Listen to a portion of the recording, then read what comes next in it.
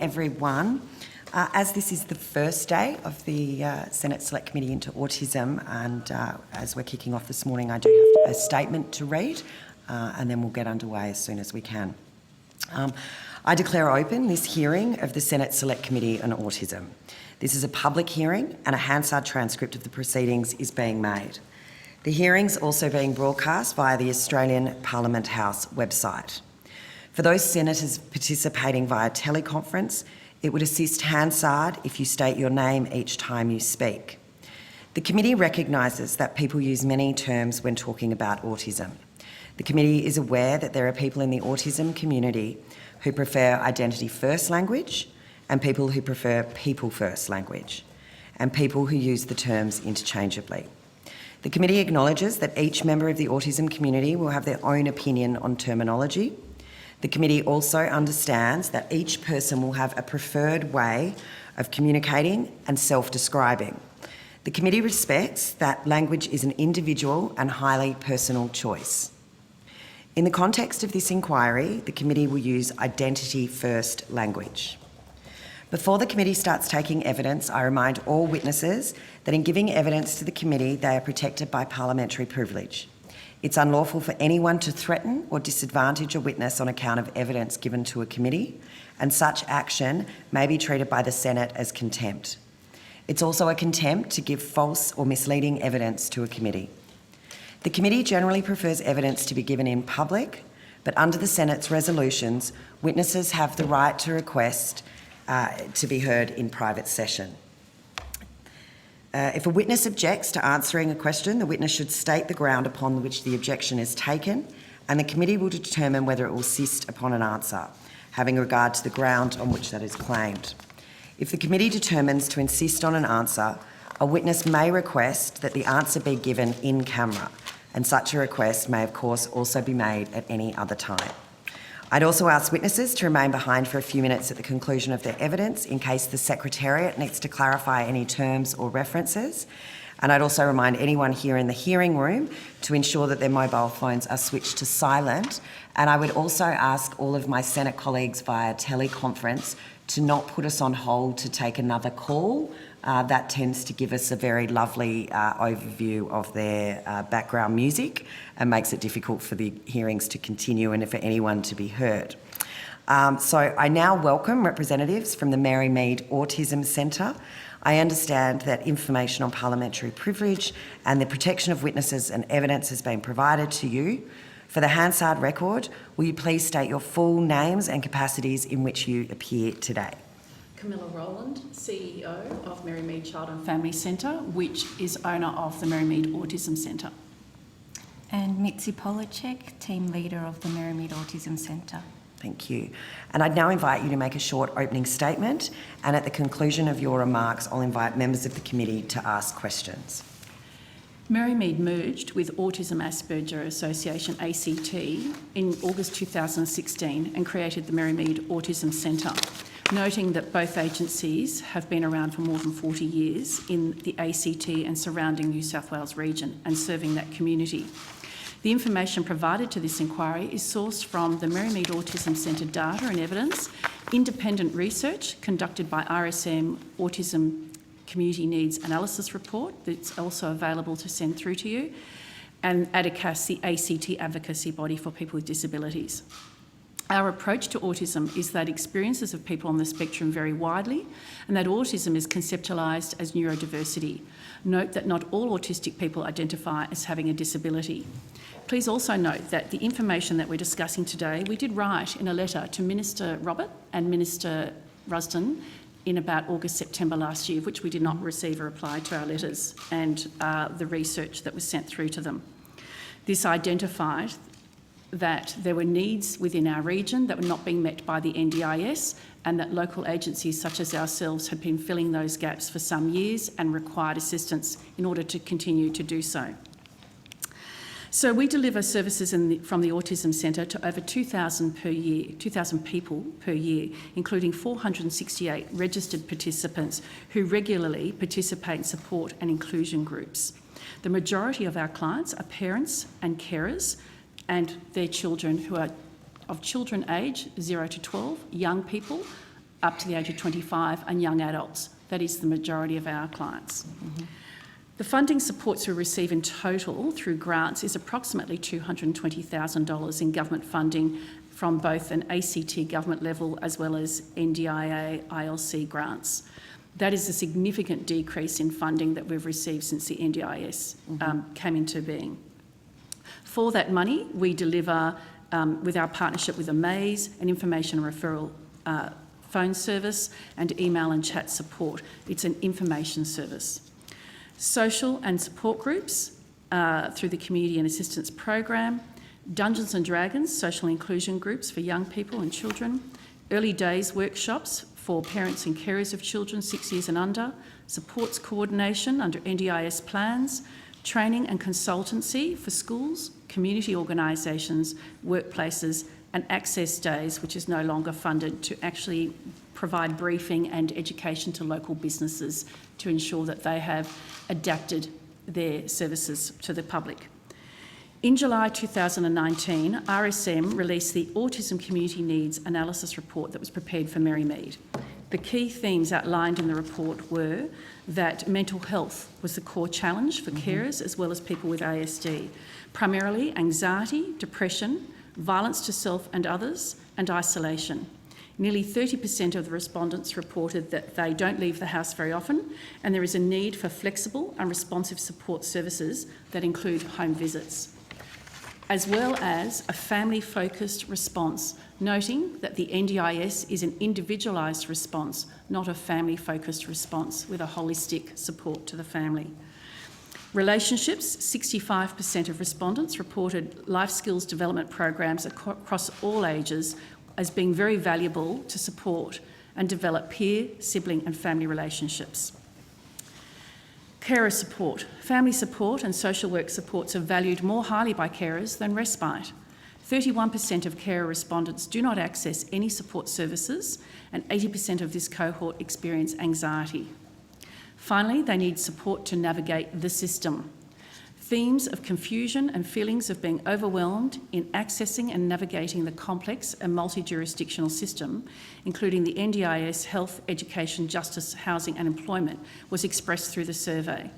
20% of respondents did not apply for NDIS, with the majority stating of lack of information and support through the process as being the reason for their choice.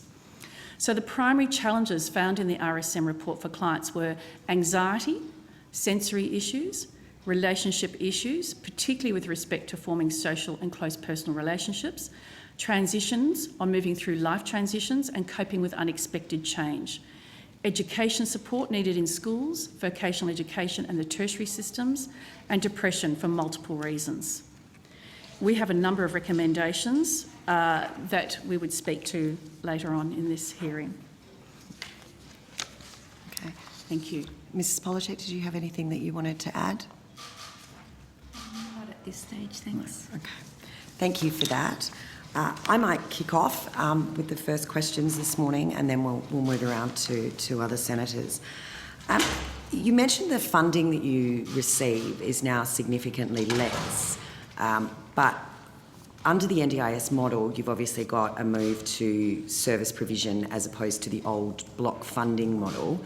So can you maybe give me a sense of what sort of funding you used to receive under the old model, and then to get a sense of what the service provisions you're now delivering compared to what they were prior to, if it's not clear, what services you provided under the block funding and what level was that, and what are the services that you're continuing to provide under that service provision system? So I'll let Mitzi answer in a moment the part about what services we used to provide and what we can now provide, but I can talk about the funding. Yep. So we would have received altogether, if we include state funding and Commonwealth funding, around about $500,000 per year.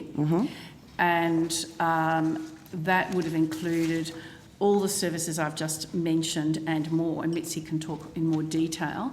The problem is that some of the funding was moved into individualised plans, and as I noted before, that quite a few of our people that access autism support services don't have NDIS plans for a range of reasons, which we can go into. And also that it actually is there to support the individual, not the whole family. Whereas we find a significant amount of our work is supporting the parents and the carers. That there's so much information out there that they become anxious and they become depressed over time when they're trying to deal with the needs of their child or their young person in accessing a whole range of other services.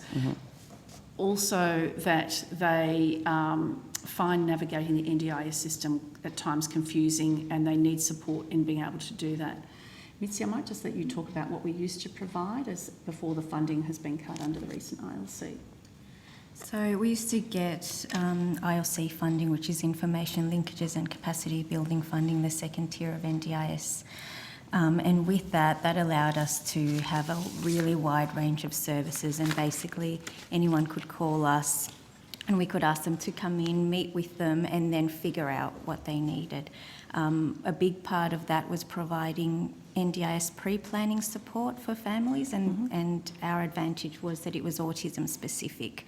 So at the moment... So you received, sorry, just so I understand, you received ILC funding from the NDIA to provide pre-planning supports? Yes. Okay. Yes. Recently we were told that we weren't going to receive that funding anymore because that's the part of the local area coordinators. So in the ACT, that's Feros Care and Each. They should be providing those services. Sorry, However, who should be? Sorry. The local area The LACs, but who are the they? LACs, Feros Care. Feros Care, okay. And Each for the younger kids. But the people there won't necessarily have an autism-specific perspective. So that's why families were finding it really helpful to come to us. And we had a whole process that we went through, and we'd help them to articulate their goals, help them to prepare for the planning meeting, and also attend the planning meeting with them for that extra support. So it was a really valuable service. Can I just bring you back a little bit further, back to the old block funding days, so before the NDIS was rolled out at all? What I want to get a sense of are what are the kinds of services you provided under the old block funding model, and what are the services that you're now generating income from under the NDIS? And I'm just trying to get a sense of what the sort of market demands are, if you like, what programs are continued, because obviously they're what people were after, and perhaps what were some of the programs that families participated in, but they're not necessarily prepared to pay for under an individualised or personalised plan when they have that choice and control. So does that make sense? Yeah. Okay. So since we've been at Marymead, the NDIS has been in place, but I guess before at Autism Asperger ACT, there was also funding for autism advisors and family support officers. So that would apply that big wraparound service around the whole family. And you provided that? You were an autism advisor? So No. you employed them, or you just pointed that was people in the part of- direction I know, Yeah. I'm a parent, so I've used an autism advisor. I'm very aware of, Yeah. I'm trying to understand what services you guys did, not what services were available. Am I making sense? Yes, well... Specifically that would have what been- Autism and Asperger's provided under the previous block funding, or Marymead provided under the previous block funding? There were a lot of social and support groups as well provided. And it did provide autism advisors and support officers as well. So under the previous block funding, when it was AAACT, Autism Asperger's ACT, those services were provided, as well as links to allied health therapy. That was a large part of what was provided and coordinated. Parent information? Block funding. Yep. Okay. Yeah. And providing those referrals and linkages to those allied health professionals. Okay. So that was funded. So it was flexible block grant funding. When we merged, and we merged because AAACT found they weren't going to be financially viable under the NDIS, because the types of funding that came through in terms of the ILC were not covering some of those roles that we just spoke about. So since we've since Marymead has taken on the Autism Centre, we have had continuous ILC block funding, but that's been project specific, and that's been about information services or specifically for types of support groups. It doesn't enable that flexibility to say, I've met with Ms Hughes and her family, and in fact they're going through life transitions with kids going into primary school or whatever it is, and they need some holistic support. We need to be doing some goal planning with them and also providing that emotional and social support for different members of the family as they go through, not just the one individual with autism. And that is one of the gaps and issues in the current system. So what do we provide now? Yeah, I'm trying to get a sense of what services you provide. What do we provide now is quite specifically, we provide the ACT part of the National Information Service that has been funded to Amaze and Amaze subcontract. And is that the same program that also Autism Awareness Australia is involved with? And I don't think so. I think it was Fiona this Sharkey is- and Nicole Rogerson that were leading that one. Yeah. So Yeah, is that the one? That's Well, the this is- new information line? Yeah, Autism Connect Yep. from Amaze. yeah. Okay. So we are subcontracted to provide the ACT and surrounding region National Information Service, but only at, for example, $100,000 per year. So if you can imagine that is a phone service, it is an email service, and what it doesn't do is enable you to meet with people face to face. And actually, when people are distressed, and parents in particular are distressed, and provide all that holistic support when you meet with them. It's almost like a case management meeting, because of course the NDIS doesn't really pay for case management. So it now enables you to meet with people, have an understanding. My background's as a social worker many years ago, meet with them about all the complex issues in their family as a result of living with someone with autism, and actually support them through those different transitions. So the key to that is the fact that families can keep coming back as they need to. It's not just a one-off type of service. So this National Information Service is just phone line, email, that's it, and chat. It doesn't provide that face-to-face component that our But it is a research service report families issues. can come in and out of as they require? Yes. Yes. Okay, But because that's a be- bit different from the old autism advisor where you just got one meeting. Yeah. And if you lived in a country area, you got no face-to-face either. Yes.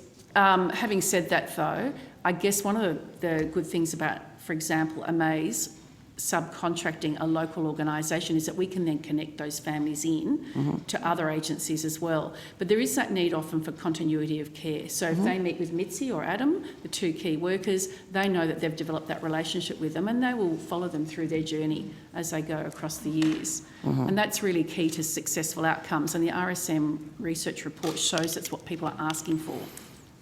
And do you do any? Do you actually provide any therapy options, or are you just an information-based service? We can link people to counselling. So within the rest of Merrymead, we have a counselling service, and we have counsellors who are experienced in working with children and young people with autism, and so we can refer people to receive counselling. But in terms of allied health, we don't actually have any allied health people working within the service at this stage. Okay. I'm just interested, just on a We'd like to. final question before I hand over to my colleagues. When you are talking to parents that are newly diagnosed and quite often going through a period of grief, they're usually a little bit traumatised by where they find themselves at that point in time, particularly if the child's young. Where do you, or what do you refer to them? If I was to ring up and say to you, I've just had a child diagnosed, I really don't know what my next step is, what's the best type of therapy for me to be doing? There seems to be a whole lot of options out there. What would your answer, or what would the services answer be to that? It would depend on the age of the child. If they were under 6, we would recommend the early days workshops that we mentioned. We're still funded for those from the Department of Social Services. We also have the Parents and Carers Support Group that we currently have as well. And then it would be a conversation over the phone and figure out what they need. We've got a provider database available on the Merrymead Autism Centre website, so we can help link in with relevant providers. We keep in contact with providers regularly so we know who has capacity and who doesn't at any point in time. Okay.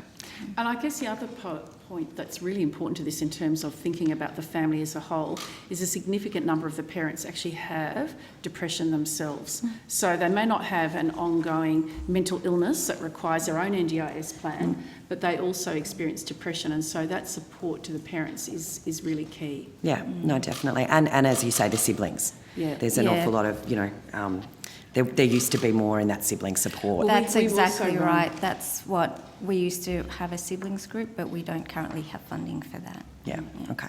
All right, I'll hand over to Deputy Chair Senator Griff.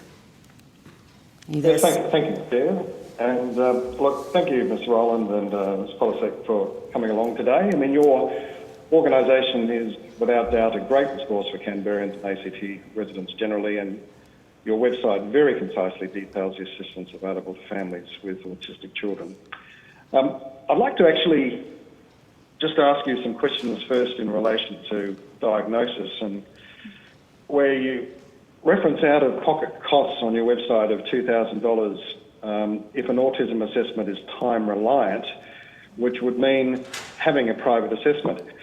What are you seeing as the typical time frame for a public assessment, and what would be the ratio of public to private amongst those who use your services? Currently, the Child Development Service provides the public assessments, and the usual time frame at the moment is about 18 months. That's under the ACT. Yeah, in the ACT, yep. Right. It has increased over time, and it does fluctuate a bit, but yeah, at the moment is about 18 months. And what's the public and private ratio?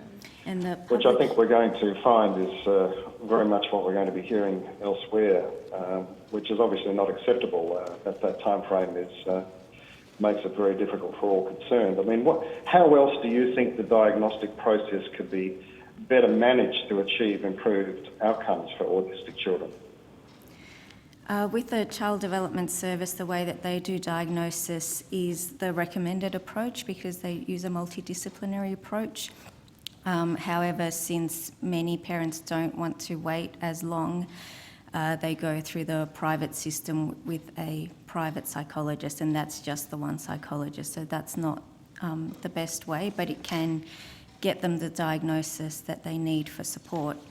The other issue with the Child Development Service is they only provide free diagnosis for kids up to the age of 12, and we're finding that a lot of kids aren't getting picked up that early, especially the girls who may get picked up around high school age. They miss out on that public free assessment.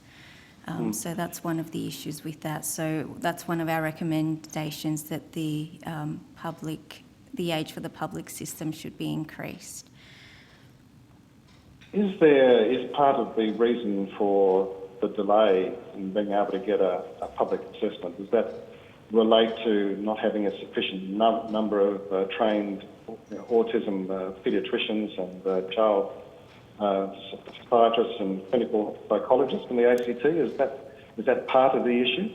Yeah, that's part of the issue, and retention of the qualified professionals to be able to do that, because the remuneration for that role isn't as great as they can be getting in other areas. Okay. I'm also interested in your corporate training packages that you referenced too. What type of organisations are typically taking up these packages, and are they approaching you in the first instance, or are you proactively selling this training service to employers?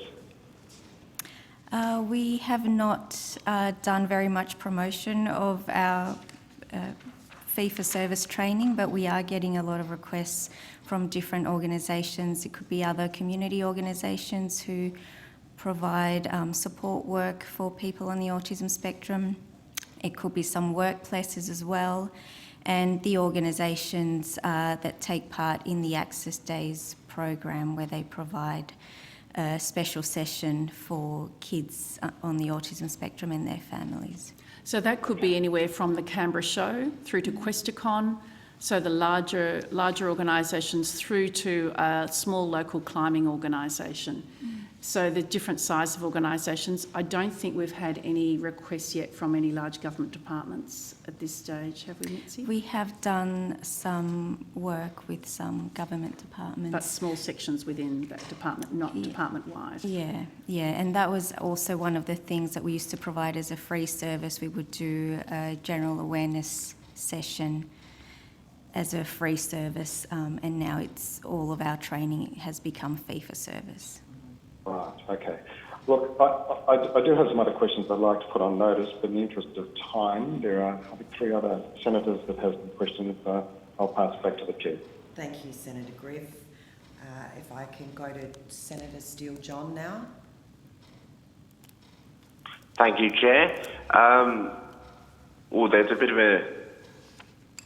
We can hear you perfectly. All right, excellent. That's good. How are you, Jordan? All right. I might have to pass to another one of my colleagues. I've got a terrible echo on my end. I'll just try to figure out what's causing that. Okay, and if you've got any questions that you quickly want to even just send me through, I can cover them off for you in the interim. So with that, Senator Steele-John, I might go to you, Senator Molan. Thanks, Chair. Thank you. You said that Mary Mead is an individual-focused organisation. Have you made that decision, or have you been forced into that decision rather than what you were talking about, the need of siblings, parents, carers, etc.? Within the government funding envelope, we are forced into individualised service delivery in terms of how we collect data. But we try and work with the family unit as a whole, and that's part of our community services philosophy and approach, that we are very much a holistic organisation in where we provide the rest of our services, and the Autism Centre is only a small part of the whole organisation. So we have been forced into a situation through individualised funding approaches from the Commonwealth Government over a number of years in a number of areas now, and we are trying to augment that with other sources of funding to ensure we support the whole family, which actually reflects back on research around children, young people and families about what is effective outcomes for families in general. And where are you searching for that money? You accept donations, I assume? We do, but donations are only a small part of our total overall budget as an organisation. We did specific fundraising, for example, for Dungeons and Dragons for $20,000, which we were able to raise, but that is a year's worth of professional facilitation of Dungeons and Dragons for people with autism, which is required. The remaining money comes from some different packages, so ACT government community program funding that comes in packages, as well as some Commonwealth funding, but we are decreasing our services each year now as the Commonwealth funding is less and less. Okay. Can I just jump in? Sure, go for it, yeah.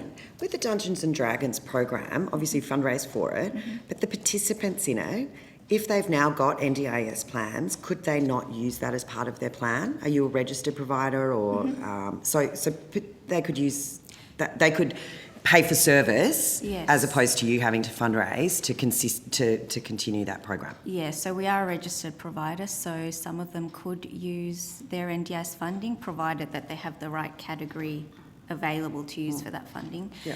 However, we've also had their siblings who may or may not be on the spectrum or may not have a plan yet also joining, as well as parents. So it's been a real family approach to get them all involved and building those relationships while playing this game. But to answer your question, Senator, more specifically, the majority of the young people who participate in Dungeons and Dragons do not have that line in their NDIS plans. So, I mean, a number of us here sit on that NDIS committee, and we are looking at changing the way the pots of money are allocated. You'll be very pleased to know, because we do think it's ridiculous some of the ways that they're allocated. But yes. Anyway, I'm going to go back to Senator Molan. But I assume that is the game, is it? That is for autistic persons to play it as a way of development. Yeah, I bet if you go back to when we were at school, all the nerdy kids were probably on the spectrum, but undiagnosed, and playing D&D in the classroom. And what we probably didn't realise, Chair, was that in fact Dungeons and Dragons is designed in a scientific way that actually appeals to people on the spectrum, and in fact it builds relationships. So the idea during COVID, where we had to have people who socially distanced and they were doing it from home, doesn't provide the same level of outcomes as when you enable children and young people to come together in a room, and some of them have built peer relationships for the first time in their lives.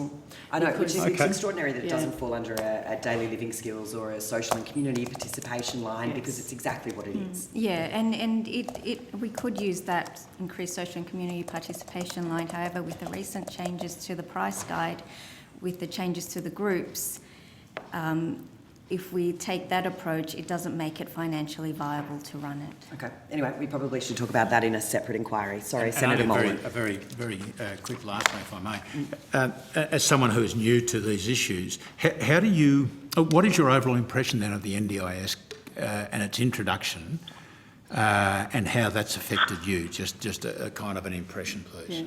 So I'll take that one, Mitzi. I was fortunate enough I've been in the community services and health sectors for about 30 years, and I was fortunate enough to be in the early days discussions about what the NDIS should look like. So the NDIS, I think, is great in concept, that people have their individual needs met and that they're able to go through recovery. And I think anyone in the community sector would say the same. However, what has happened is it's become about individualised packages only and doesn't take into consideration the needs of the household in which they live and are likely to live for many years, and those key life transitions that occur not in isolation on one's own, but with others around you. Okay.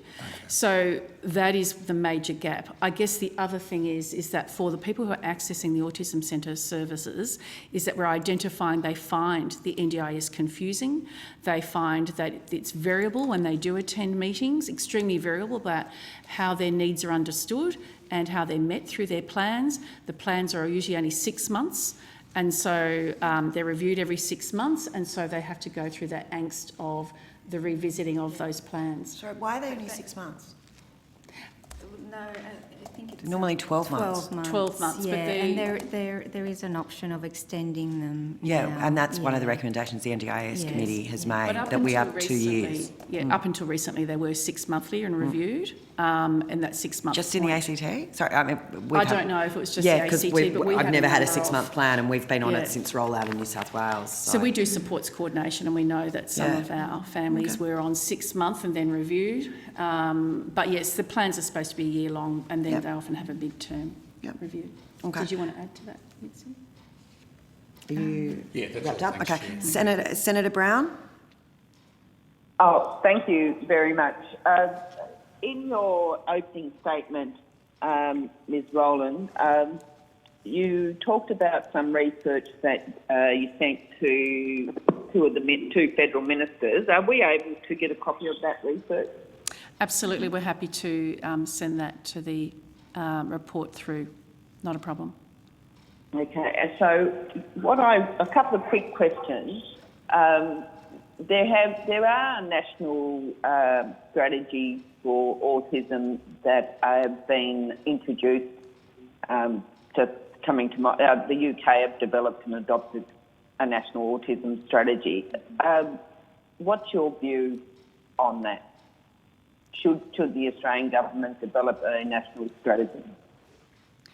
We think that it would be excellent to have a national strategy, but with local implementation. So one of the keys in community services and health services in working with families that have someone on the spectrum, or often more than one person, is that you need to work with that family unit as a whole, and local services have that connectivity with other local organisations and other local supports, so that you're actually reducing the reliance on the tertiary health system and community services system. If you only put in place national implementation and nationally funded organisations, they don't have those local connections. They don't have local knowledge, particularly in rural areas where Merrymead also operates. We know how important that local connectivity is, so that you have community involved as well. It is not just a reliance on the funded system. So, how important do you see the adoption of a national autism strategy? I'm sorry, I missed that. Could you repeat that, Carol? Sorry. Sorry, is that better? Yes, that's better. Yeah. So, to go forward, and of course, any strategy would hopefully be developed in consultation with people with autism and families and organisations. But how important do you think an adoption of a national strategy is to try to connect those dots? Oh, it's very important to especially have collaboration between all of the different systems involved. So that for us, that would include the importance of connecting up education, health, community services and justice in particular, those 4 areas. And that national strategy will enable that to happen. So also, you talked about the changes in your organisation and the reduction in funding and in some respects roles when you talked about the local area coordinator taking over the role, one of the roles that you conducted. What does your organisation need to be able to support it? This is need from all levels of government. What's missing from the support that you're getting? And I'd like to deal with that separately to the NDIS because I do have a question around the NDIS. I think that what is missing is the ability to have some flexible funding to meet the needs of not just the person with autism, but the household within which they exist and their family, whatever they identify as family. Because for the majority of the people who access our services, they are not doing it alone. They are not alone in terms of the way they need to connect with their employment, their education, their family and their community. They actually live within a household. And the big gap is the lack of flexible funding to be able to work with families, because return on investment is that you have people going through their life transitions in a way that enables them to have good health outcomes and social outcomes in the future. So we look at the long-term needs. If we only have individualised plans that doesn't work with the family and there isn't any flexible funding, then we're unable to provide the support groups. We're unable to provide the individualised family connectivity and goals and case management where that's required, remembering that quite a number of families have complex needs. So we would ask for flexible funding, block grant, flexible funding to be able to work with carers and families as well as the person with who's on the spectrum. And you're currently still providing those programs? In a very, very limited way now. And what's the effect on your clients? Well, I think that the effect is that they become frustrated. They at times become quite vocal and publicly with the needs that they feel aren't being met. They certainly give feedback to our ACT government and their Office for Disability from time to time, and that it's holding people up from diagnosis, it's holding people up from receiving supports. We have, for example, during COVID, we provide a respite service which is only funded through the NDIS, and we found that families were very desperate for that break and for that respite.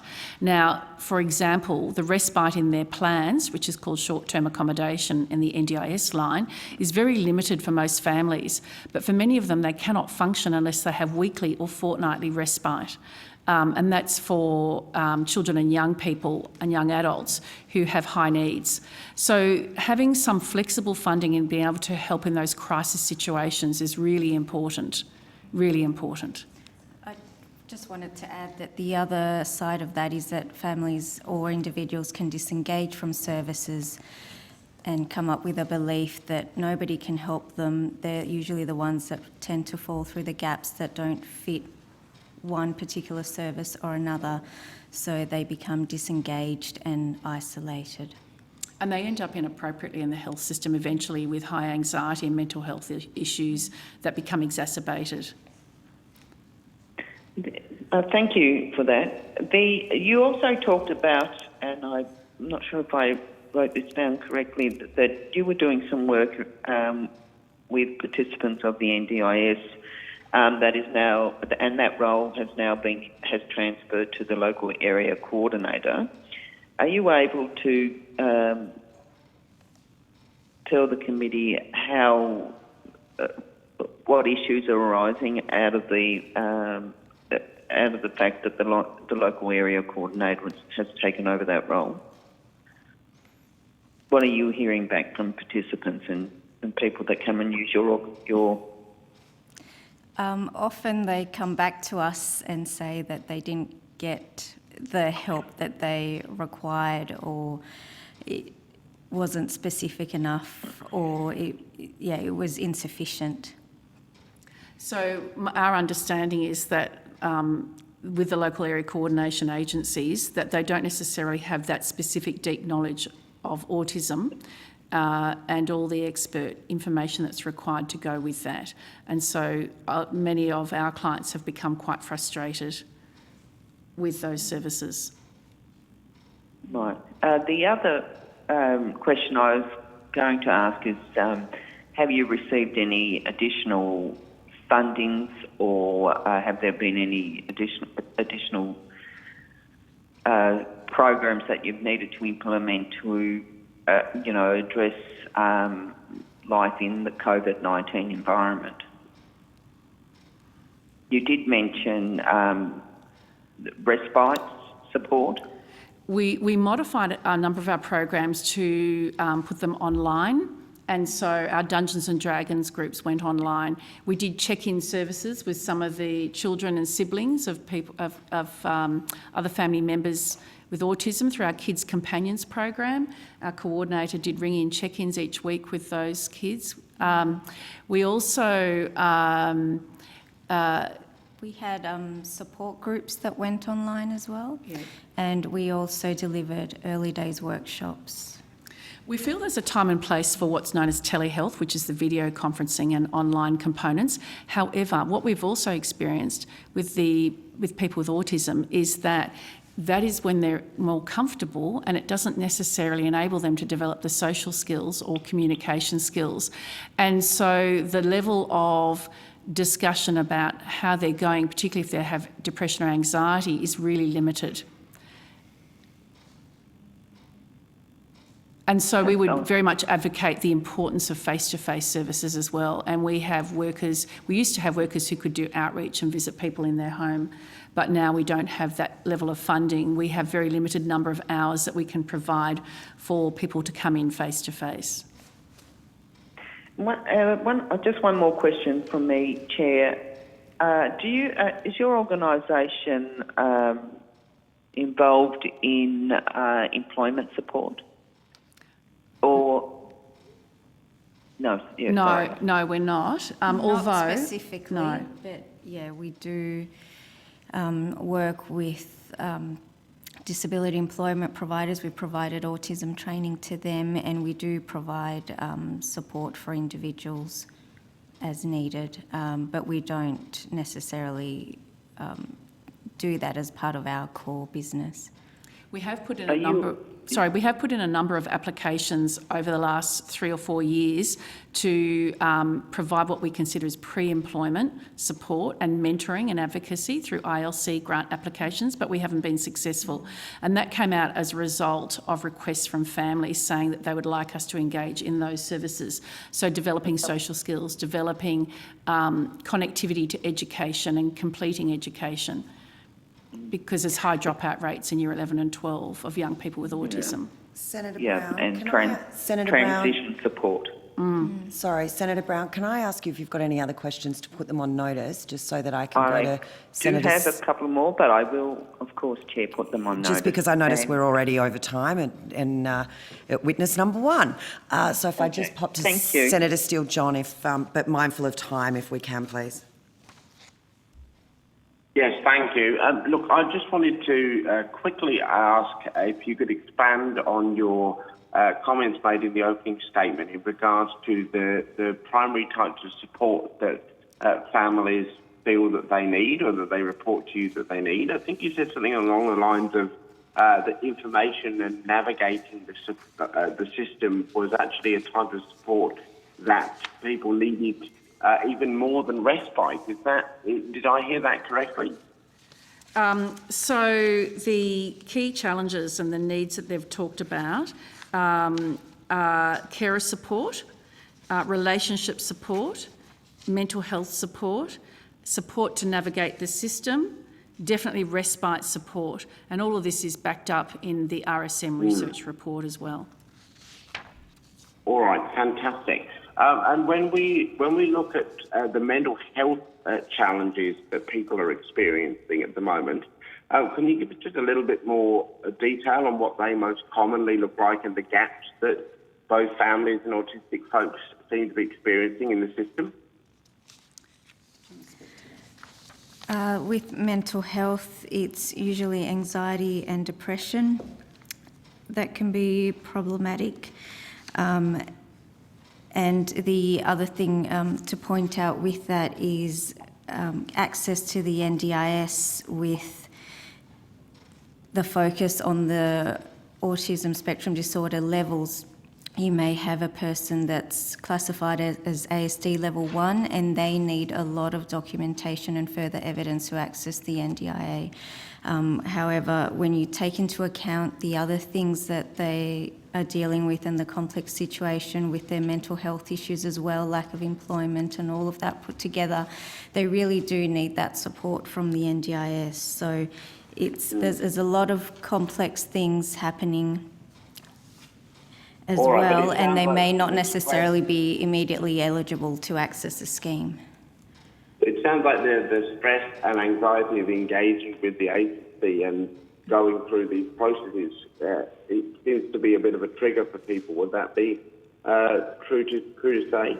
Yes. Yeah, and they can be very anxious about the whole process and sometimes concerns that they may lose a particular support if they get the NDIS, and we try to help them understand how all the systems work together. All right. Okay, thank you. Well, in the interest of time, I'll leave it there. Back to you, Chair. Thank you very much, Senator Steele-John, and if I can thank Mrs Polachek and Mrs Rowland for coming in today. Senator Brown, I think, did have some questions on notice, so we'll get those through to you. And as we also mentioned, the research and report that you have, if you can submit that as a submission to the committee, that would be great. Excellent. Thank you so much.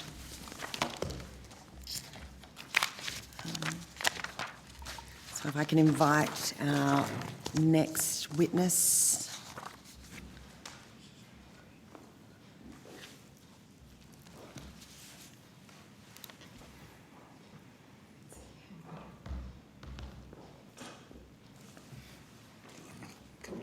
No, I'm fine, thanks, darling.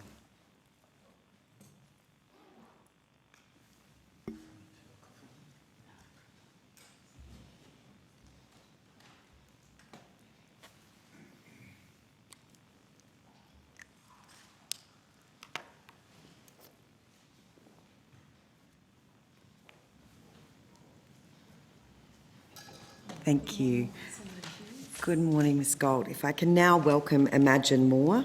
I understand that information on parliamentary privilege and the protection of witnesses and evidence has been provided to you. For the Hansard record, will you please state your full name and capacity in which you appear today? My name is Adrienne Galt. I'm a director of Imagine Moore. I'd now like to invite you to make a short opening statement, and at the conclusion of your remarks, I'll invite members of the committee to ask questions. Thank you. So as I mentioned, I'm a director of Imagine Moore, which is a family-led organisation whose mission is to enhance the capacity of people with disabilities, their families and supporters to envision and plan for and build a good life for the person with the disability. We work alongside a number of families of children and young people who have autism, and I'm also the parent of a young man who has high-functioning autism. So underlying everything that Imagine More does is the understanding that for any of us, the things that make our lives good, that is social interconnectedness, meaningful employment, financial security, personal fulfilment, and a real home, they come through having genuine and valued roles in our families, our communities, and our society. Think of what a teenager gains from holding down that first job at McDonald's. They demonstrate to themselves and to others that they are reliable, capable of working in a team and able to acquire the competencies that go with the job. They expand their social networks and they gain confidence from starting to be able to pay their own way. Traditional ways of supporting people with disabilities don't often lead them to acquiring valued roles. However, we know that through careful planning, individualised support and the building of relationships in the mainstream community, it is possible for people with developmental disability to attain, sustain and develop the kind of genuine and valued roles that bring good things into their lives.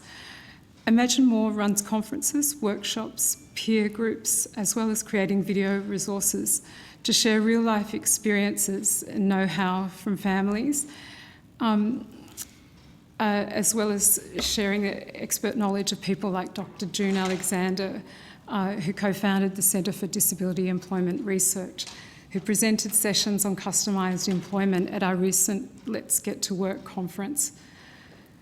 Our events often focus on key themes as well as so employment, building social connection, belonging, self-managing NDIS supports and inclusive education.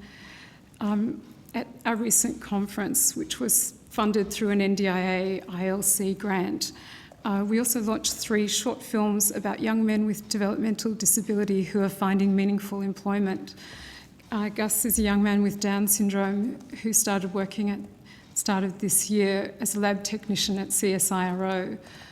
Jack, who's also a young man with Down syndrome, is working as an admin assistant at the University of Canberra.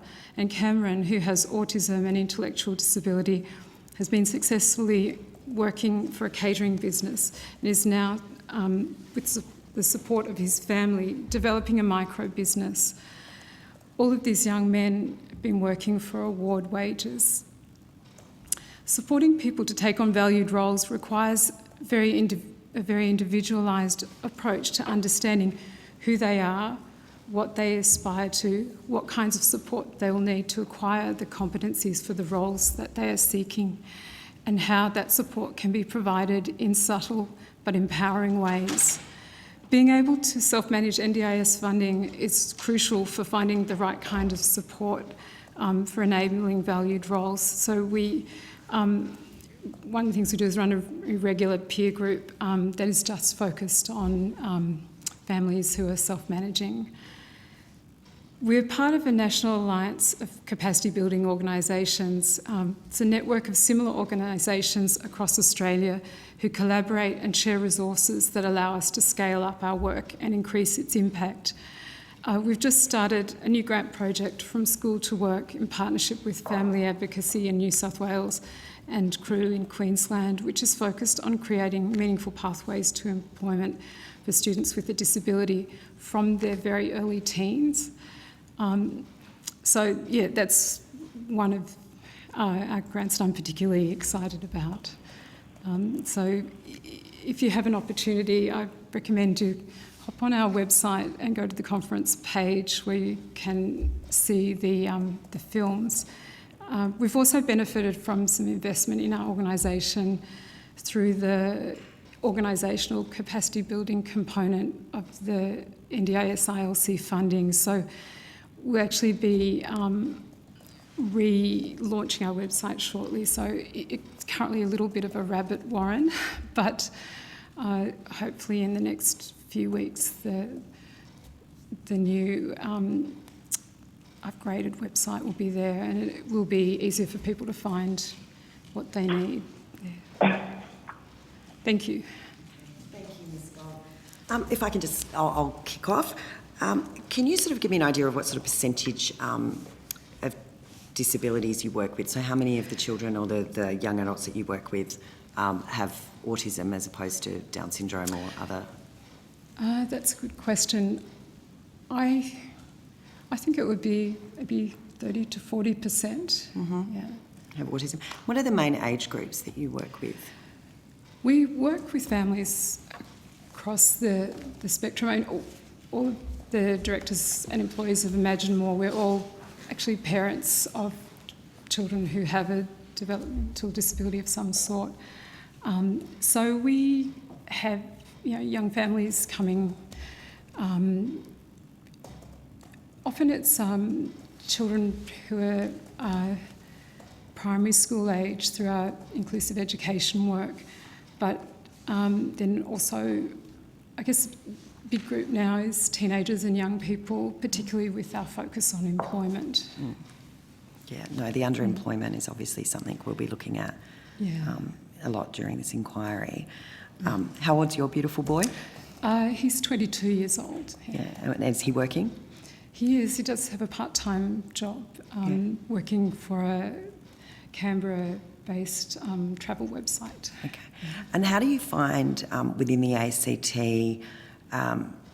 both the state and federal programs such as DES, such as any job support programs? How do you find them operating, and do you find that they're looking, like you were saying, at roles that are being paid the award wage and true occupations as opposed to other sorts of employment? Yeah, I think families have found the typical DES providers very disappointing and frustrating. So I must admit, in our case, we haven't gone down that path. We have taken this kind of customised, individualised approach to helping our son get into employment. And so, I think people just find it doesn't meet their needs. It's inflexible. So with the NDIS and the capacity to self-manage funding, we just find it opens up a lot of more opportunities for people to get tailored support. For example, if you're a young person, when they go into a job, initially need support, you can actually use some of your funding to pay for some extra hours for someone who's already in that workplace to provide that support. So you're not limited just to services. And, I know for, some people, like, for example, my son, I think, the main thing that he needs when he goes into a new environment is, someone who's got just a good degree of emotional intelligence and a capacity to be flexible, to help him, sort of feel comfortable and then build from there. And, those people, you find them all over the community and in workplaces, in community organisations, etc. So with NDIS being able to use, if you self-manage using your funding flexibly, you just have much more choice. Yeah, no, it definitely seems to be the way to go, and particularly for autism and developmental delays. Yeah. And that's why, obviously parent-led, having managed them ourselves, we understand that. Look, I will pass to Senator Griff. Yes, thank you, Chair. Ms. Gordon, finding the right support worker for autistic people with complex needs is obviously challenging, and I understand last year you were funded by the National Disability ACT Workforce Impact Collective for a roles-based recruitment project that its aim was to increase choice and control of people living with disability by improving the quality, capacity and sustainability of the ACT disability workforce. Can you tell us more about that project and where it's currently at?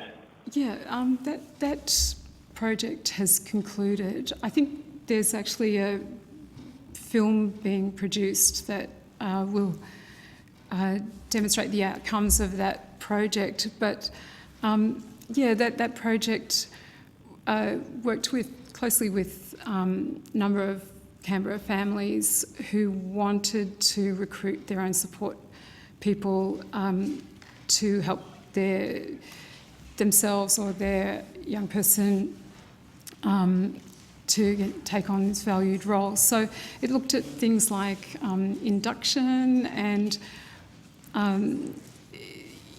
where to recruit people, all these kind of practical measures that, people in mainstream HR probably know about, but families don't. But it was developing those kind of information resources and examples as well that other families can learn from. So a big part of what we do is also investing in what we call family leadership, because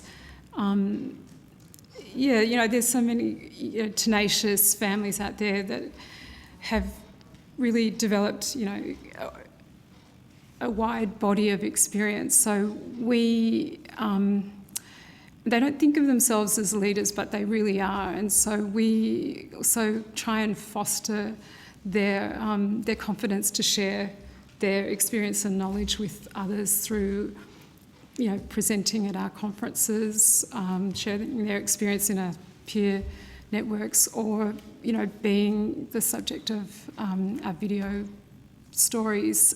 Because, the most powerful thing that encourages, I think, families to hold high expectations and have the confidence to try and do something different and better is to see that other families have given it a go and, they've achieved, really good things. It isn't always what they set out to achieve, but it's often you find maybe in pursuing one particular goal, you actually achieve another. But one way or another, hearing directly from other families is extremely empowering.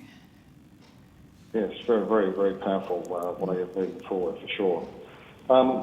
A number of admitters, and I know you have covered it to a certain extent, speak often of the difficulty of transition to a post-school life with finding lasting employment. Are there any supports or services that you believe that state and federal jurisdictions should put in place to further assist this transition that aren't there at this stage? Well, I guess I would say they could continue resourcing Imagine More with our work. But we really truly believe in the customised approach to employment. I'm not sure if you know much about it, but it particularly developed in the United States, and it's becoming, there's growing body of experience here in Australia. So Dr. June Alexander at the Flinders University is, she's a real expert in this area, and it's a very in-depth approach to understanding a person with a disability, their strengths and where they need support. And then it also involves doing really, deep dive into the areas of employment that they're interested in. Perhaps, they do things like informational interviews where you go out to an employer and you get to know their business and the kind of what happens there, and often that makes it apparent that there are tasks and roles in that organisation that someone is currently doing that, for example, could be carved into a job that could be done by someone with an intellectual disability, or someone, they might really suit a particular person on the autism spectrum. So I think one of the messages that come through is that the DES providers are not funded to put the kind of initial upfront time into this kind of deep discovery process. But we know when that happens, it can be very effective in getting people into employment. So I think I would recommend that, that be taken into consideration. At our recent employment conference, I was really pleased to see that we got quite a few attendees from Disability Employment Services, and I know Jan Kruger, our CEO, is increasingly being invited to speak to those organisations about this customised approach to employment. So, I would say, particularly, it takes a lot of work and investment up front, but if you do that, the person with autism is more likely to last in that role, and it becomes a sort of role that is part of ongoing career development for them, and hopefully a long trajectory in the workforce. Yes, thank you for that, and we'll certainly make sure that we speak with Jean Alexander as well. Thank you, Chair. Thank you, Senator Griff. If I can go to you, Senator Brown.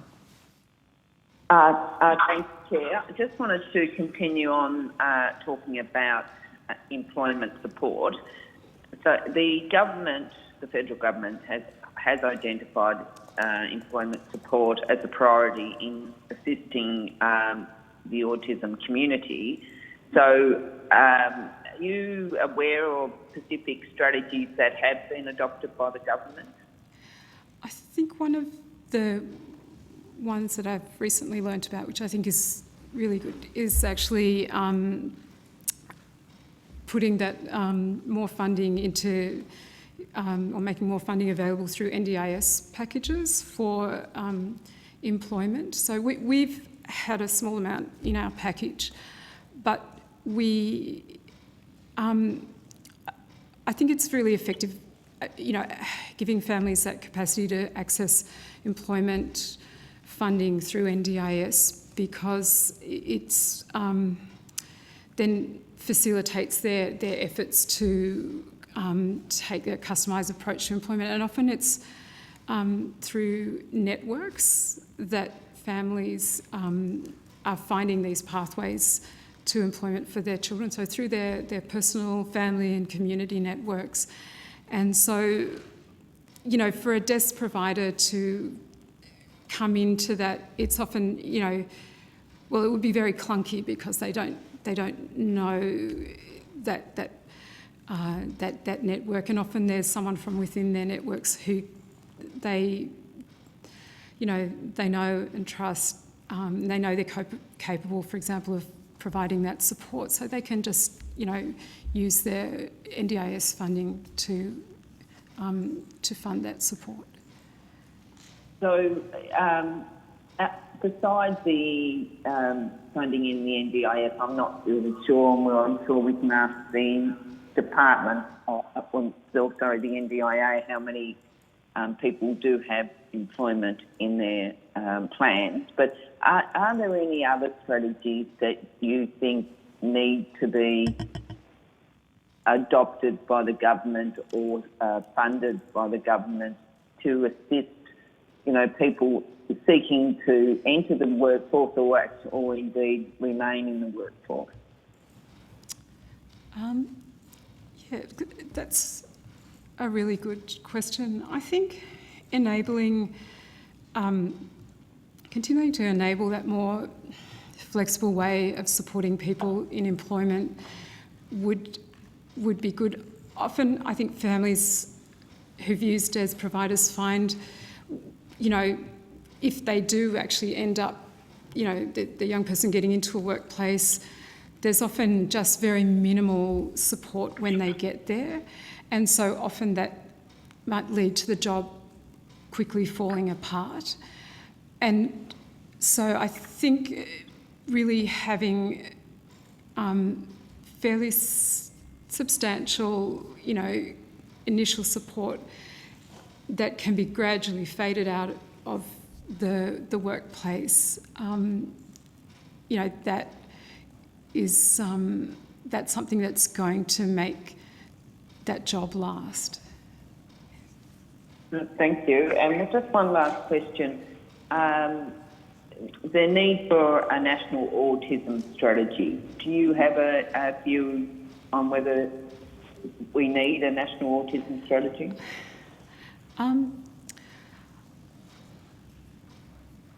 I do have some personal thoughts on that. I would say that, just from my own experience, that the different areas that support people with autism are very siloed. For example, my son's it's one of those people on the spectrum who's had significant gut problems, and so there is, I would really like to see a focus on understanding, more about it. There's some really great research going on in terms of the gut microbiome, for example, and then but we also know that, and we're starting to learn, some really important things about now how that might in fact be affecting the behaviour of children and young people on the autism spectrum. And, that is something that, some of the behavioural approaches to supporting children, cannot address. So I think, but if we start to have, health, talking to education, talking to, mental health, for example, we will build a much more comprehensive picture of what autism is. We still don't have a very clear understanding about what autism is, and developments in areas, for example, in neuroscience and in treatment of trauma in children is telling us really important things about how the brain is deeply, connected to the nervous system, for example, and those, we don't know yet how that might relate to autism, but to me it's something that is probably quite likely to have some, some influence on autism. So I would like to see a broader and more interconnected, dialogue and approach to understanding autism. Do you think there's a adequate amount of funding going into research into autism? I'm not really, qualified to comment on that. Right. Thank you for your evidence today. Thanks, Chair. Okay, thank you, Senator Brown. Senator Molan? Thank you, and I'm just going back to where I've listed the questions. Ms Gold, you made a point before about award wages that your son was working for, that individuals were working on for award wages. I didn't understand that point. Are you saying that was an achievement, or that's not enough? Or no, I think it is an achievement. Because often I think that's a really good benchmark for judging, the success of efforts to get a person with autism into employment. So that's... No, that was good, thank you. And I don't think I had any other questions. Sorry, could you explain the organisational capacity building? Yeah, so... how have you used that? That's a significant amount of money, is it, or assistance? In the last few years, as part of the ILC grant proposals. ILC? That's information linkages and capacity building. It's a component of the NDIS which funds grants to organisations, such as Imagine More. So that's it's an ILC grant that's funded our recent employment conference and making those films. And within those grants, you can apply for a component of funding. I think it's been around up to about $30,000 to actually invest in building the capacity of the organisation, which I think actually is really valuable because, Imagine More, it was started in 2013 and it was run on the smell of an oily rag. And when we still have, we try to operate, so most of our funding can go directly to, the programmatic elements of our work. You can see with a bit of investment, for example, in upgrading our website, we will just be able to, serve people better. And it's very difficult to find, the funding to do things like that. So I feel, we are really grateful that that has been included in the ILC funding. Did you get the 30,000? We have so that's funded the work on our website, and we're also developing a CRM. It's also allowed us to kind of also take time to further develop our governance structures and things like that, and just support our sustainability. Yeah. Thank you. Thank you. Thanks, Chair. Thank you, Senator Molan. Ms Gold, just before we finish up, have you got anything that you wanted to add finally?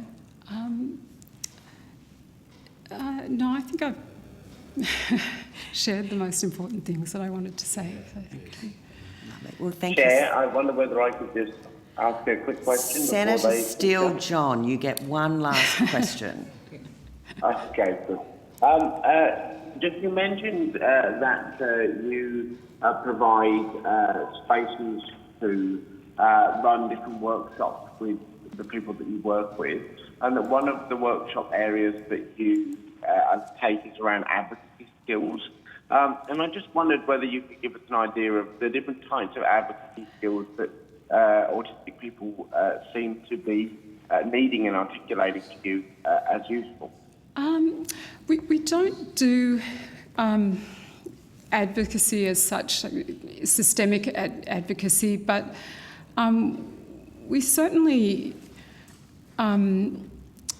we try and build people's capacity to, I guess, have that authorship of their own life, to be able to express their own individual preferences for the kind of life they'd like to lead, the work they'd like to do. And so yeah, I wouldn't describe our work so much as advocacy, but we have that the leadership building of people in our networks. And for example, my son has spoken at Imagine More conference, and he's spoken at some conferences in Melbourne and Queensland about his experience being an intern at radio station, for example. So yeah, it's really that general kind of confidence building and sense of self-work that you've done in these workshops. Yeah, that's right. And also because it is so powerful in I think showing people that this can be done. You can become an intern at a radio station in your city if that's what you want to do, if that's one of your passions. All right, thank you for that. You're welcome. Right. Thank you, Ms Gold. Thank you. The committee will now suspend and we will recommence at 12:40. Thank you. Thanks.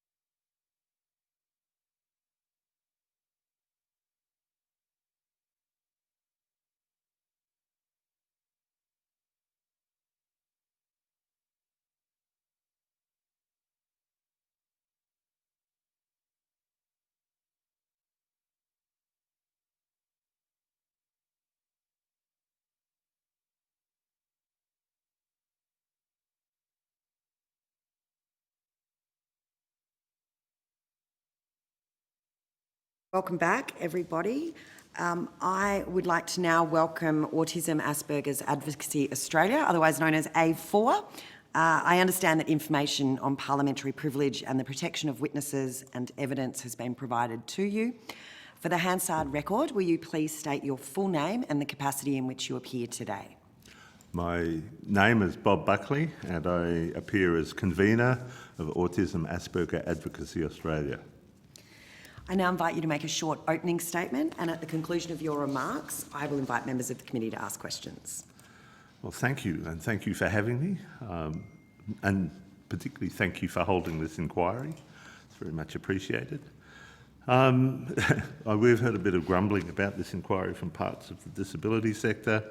They say, why just autism? All disabilities matter, and we say, well, all vulnerable people matter, and all people matter, in fact. However, there are some groups that have particularly poor outcomes that need to be recognised and their needs addressed. And we think that there are some characteristics of this autism community that really need some attention. I expect that you already know lots of the things I'm just about to say, but I'm going to say them out loud anyway. So the attitudes to and outcomes for autistic Australians are substantially worse than for most other major disability types. Autism is distinct and has a whole bunch of distinct issues. These include autism has changed in recent times from being a relatively rare condition to being relatively frequent for young people. And that change has happened without sort of discernible effort, really, to address the demands and services that are needed specifically for people with autism. So there's a serious lack of response to the change in diagnosis rate, and we'd really like to see that addressed. Most likely there is still substantial underdiagnosis of women and of adults generally. There are very different diagnosis rates, as we've made clear in our submission, for males versus females and for adults versus children. Actually, the biggest difference is between adults versus children. The differences are decreasing slowly, so that's a positive sign that things are improving. The data shows that among people with autism, we have very high rates of severe and profound disability. Severe what disability? I'm sorry. Sorry? Severe what disability? I just missed a word that you said. Oh, so within the autism cohort, Okay. a high percentage have severe disability. Thank you. No, you're right. Thank you. So even with increased recognition of less severe autism, currently there are still 2 in every 3 diagnoses of autism that are made for people with severe and profound disability. So the majority of people with autism as a disability have severe and profound disability, and that's generally not true across the disability sector. We find that authorities have a sort of common belief that ASD is not a real disability and that most of them have milder cases. So the data says that that's not true. The NDIS data that has been published about their autism cohort shows that there are worse outcomes for autistic NDIS participants as well as lower funding for people with autism. So we really think those are issues that probably need to be thought about and addressed. Our experience is that progress for autistic people leads to progress for the disability sector in general, so we're sort of optimistic that things are getting better. The other thing I would say is that the NDIS has made a significant difference for autistic people. It's made a massive difference for autistic people. So things are getting better. My concern is that it's not as equitable as I personally would like to see it. So although personally, as a strong advocate, I find that I personally do fairly well, there are a lot of people who contact me who are not doing as well, and that's my concern. So thank you for your interest. Thank you, Mr. Buckley. If I might just kick off. One of the things I know you and I have, and I would say that Mr. Buckley and I have met each other previously and had discussions. With regards to early intervention, what are your thoughts on where we are in Australia with implementing best practice early intervention, information parents are given, and the understanding of what is actually evidence and research-based therapies?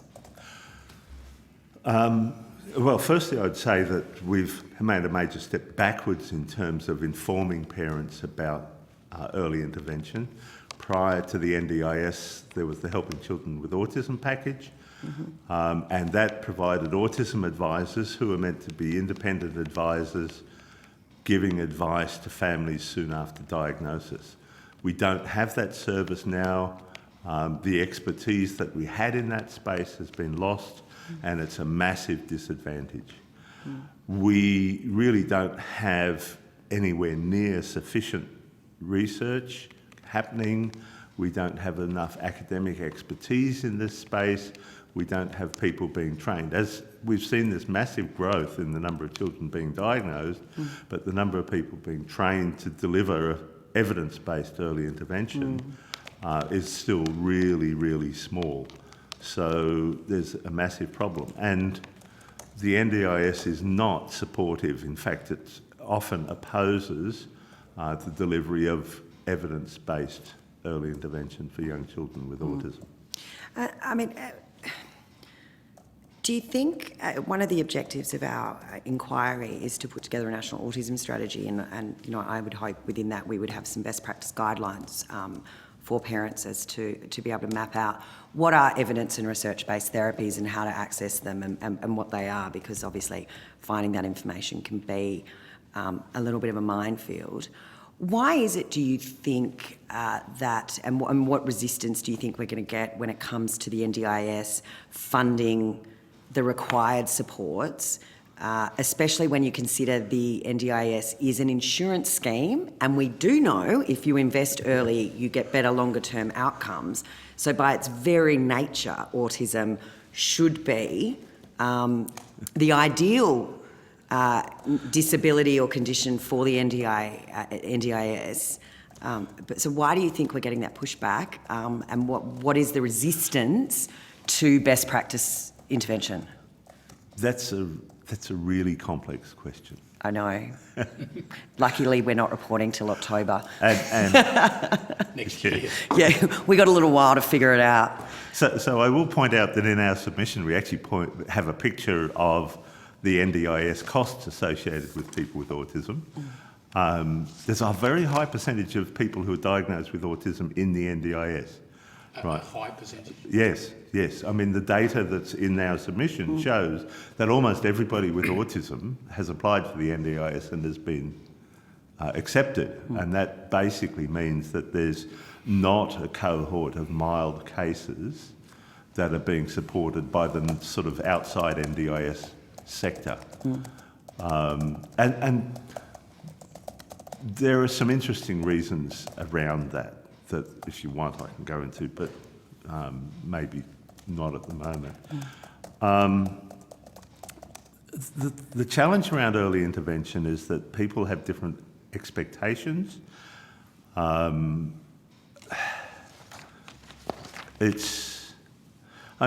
of it is that when your child is diagnosed with autism, you hope that it's really not serious and they're just going to have a wonderful life anyway. Whereas historically that has not been the case. But unfortunately we don't really know because the profile of young people that we now see being diagnosed is different to the historic profile. We don't know at the moment what the outcomes are going to be, and we're not doing any research to find out. That's one of the biggest problems, is that we're really not putting the effort into understanding this space. And there just needs to be a lot more targeted and sensible research done to actually understand what is happening and what is likely to happen, and to understand it. I mean, A4 has probably done as much analysis of the available data as anybody, but we're very limited by our capacity. We're not funded to do any of this. It's all volunteer work. I will hand over to my colleagues soon, but I've just got two quick questions if I can. The first one is around the states and the services that they provide, and whether or not you have seen them removing themselves from the playing field when the NDIS has been rolled out. So old supports provided by states, but also state-based supports such as health or services such as health and education and even the justice system, not necessarily being equipped or observing, understanding how to deal with people with autism, and basically just palming everything straight off to it as an NDIS responsibility when it's clearly not. That's a big question. Yeah. They're all big questions, Mr. Buckley. Yeah. I know Bob well. So, please feel free to take any of this on notice as well, and then the questions on notice aren't due to be reported until August next year. So you've got plenty of time if you want to. let me cover this sort of briefly, and then if you've got specific ones that you'd like me to come back on, I'll do that. I think the states have largely pulled out of the services, but having said that, it's the case that they weren't really in them in the first place, right? So they didn't have much in the way of services for people with autism. They had services that addressed, that provided something for people with autism, but it was not targeted to their autism. And we still have massive underdiagnosis of adults with autism, which is where most of the services actually need to be. The most notable probably is in the mental health sector, where there's a massive problem around trying to get mental health support for people with autism. So most mental health services simply say, if you have autism, bugger off, right? And I think the reason for this is that in mental health, the goal is to get people back to normal. And they're never going to get people with autism back to normal. That doesn't mean that... So they just say, well, we're not going to get them back to normal, so we're not even going to try. So what happens is a person who, because of their 24/7 pervasive autism, who is stressed and living in a world that really isn't well suited to them, actually end up with mental health problems around anxiety, around depression, massive stress and things. Those features of their existence are not being addressed in the service provision, right? So because mental health says, oh, this is all too hard, we're just not going to do anything. They don't get services for their depression, for their anxiety, for their stress. They don't get the supports that they need around those sorts of things, even though it's probably possible to do that. The other one I would particularly like to mention is trauma. I think a lot of autistic people have undiagnosed trauma, and there are no services for it. And that comes to the justice system. I'm aware of a young man in the ACT who has now been tackled to the ground by the police on a number of occasions. He is completely traumatised, and absolutely nothing is being done, right? I talk to the ACT government. I say to them, you know, you were supposed to have a review of mental health services for people with autism. The minister hasn't even got back to me, right? So can I ask, on the mental health issue in particular, do you find, or in your experience, are people with autism treated with mental health comorbidities when they do meet with frontline mental health services, that they're really just dismissed as that's just part of your autism, as opposed to it being seen as a mental health issue? That is very common. That's either seen as part of their autism, or we're not going to be successful in treating you in terms of getting you back to normal, so we're not even going to try anything. I mean, who is normal? But I'm certainly not. I've lived a very neurodivergent life. Yes, well, and I'm just going to finish up, and I guess that this is more just a comment or for you to... I read your submission, and I was surprised to see that clinicians are still referring to basically the refrigerator mother cause of autism. Are you finding in the ACT that that's still part of a diagnostic process, that that's where some clinicians are basically laying the blame at the feet of an unresponsive and unloving mother, looking at one of the other mothers that's here in this room that couldn't be further from the truth? I'm still hearing that, yes. That is extraordinary. I honestly thought that refrigerator mother had gone. But there's a more subtle thing actually happening now, and in the NDIS itself, right, there is a belief that the way to fix autism, so among many of the people who are writing plans and assessing things are going, okay, what we need to do is get the parents into a plan that makes them better parents. Now, in my experience, all of those parents are already spectacular parents. They've already stepped up to the mark, and they're now being told that what we really need to do is to make you better, absolutely exceptional parents. And if we do that, then it's going to fix your child's autism. And you sort of go, that isn't going to happen, right? That is not the case. That's not what it's about. Sure, we can get more parents to be better clinicians, right? But why are we singling autism out for that model? Well, that's it. Do they do the same sort of parenting courses for kids with Down syndrome or cerebral palsy? Or No.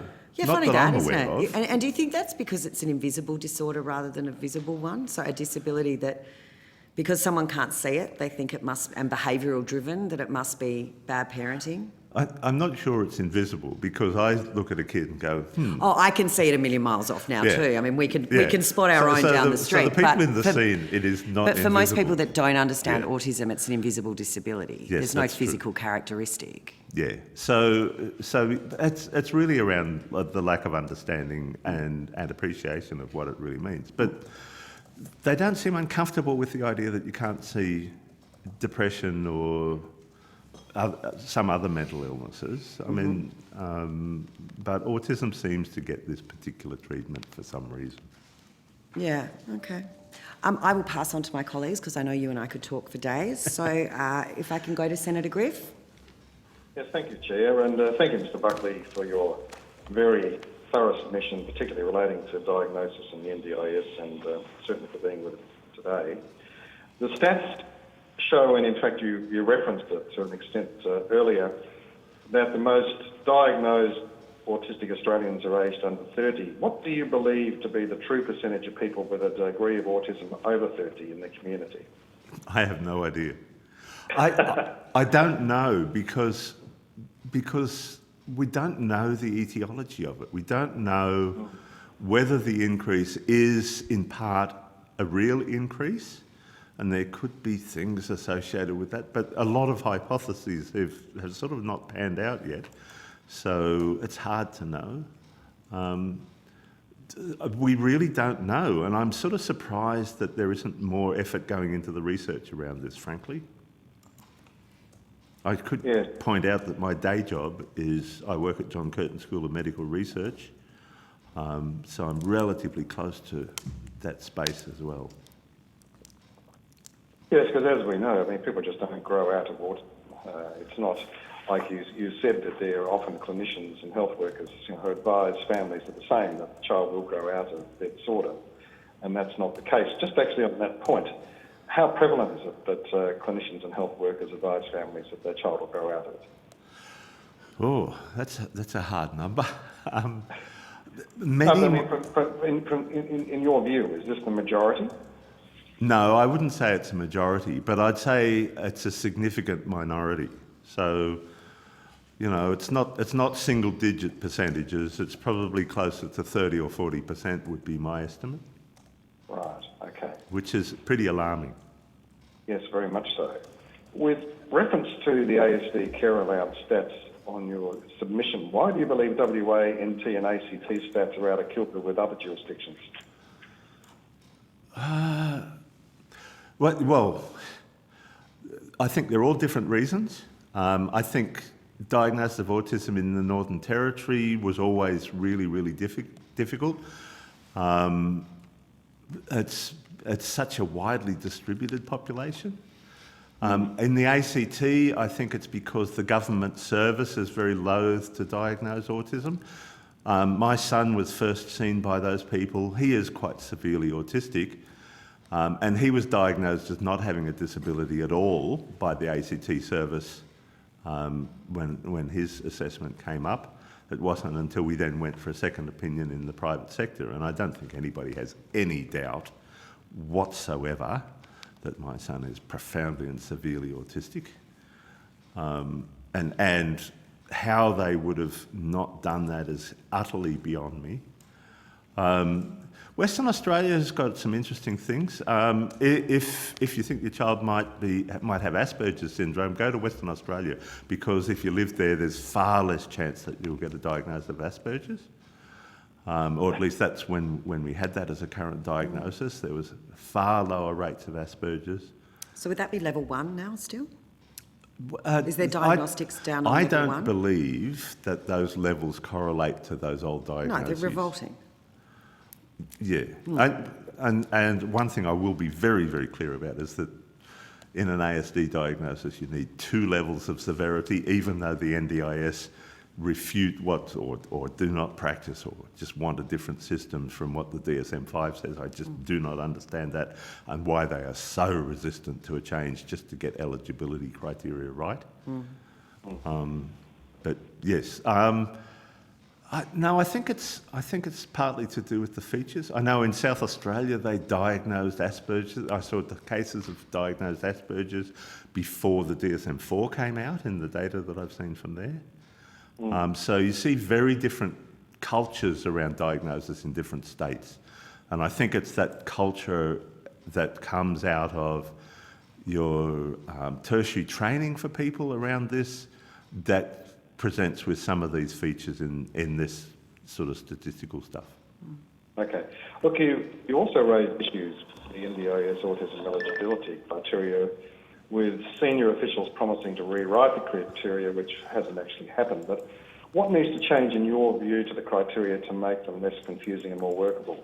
Well, they need to reflect what the DSM-5 says. So they should recognise that there are 2 severity ratings required for a DSM-5. There are a list of things that need to be in the diagnostic report. So the DSM-5 is pretty prescriptive about what a diagnosis report looks like. For example, you need to say with or without intellectual disability. And the implication of that is that in most cases autism will be the primary diagnosis and intellectual disability would be a secondary diagnosis. So the fact that we've got 10,000 participants where it's the other way around is a bit puzzling, but that may be historical. So if we actually knew much about the NDIS, we might see that that's amongst adults rather than children, and possibly for historical reasons.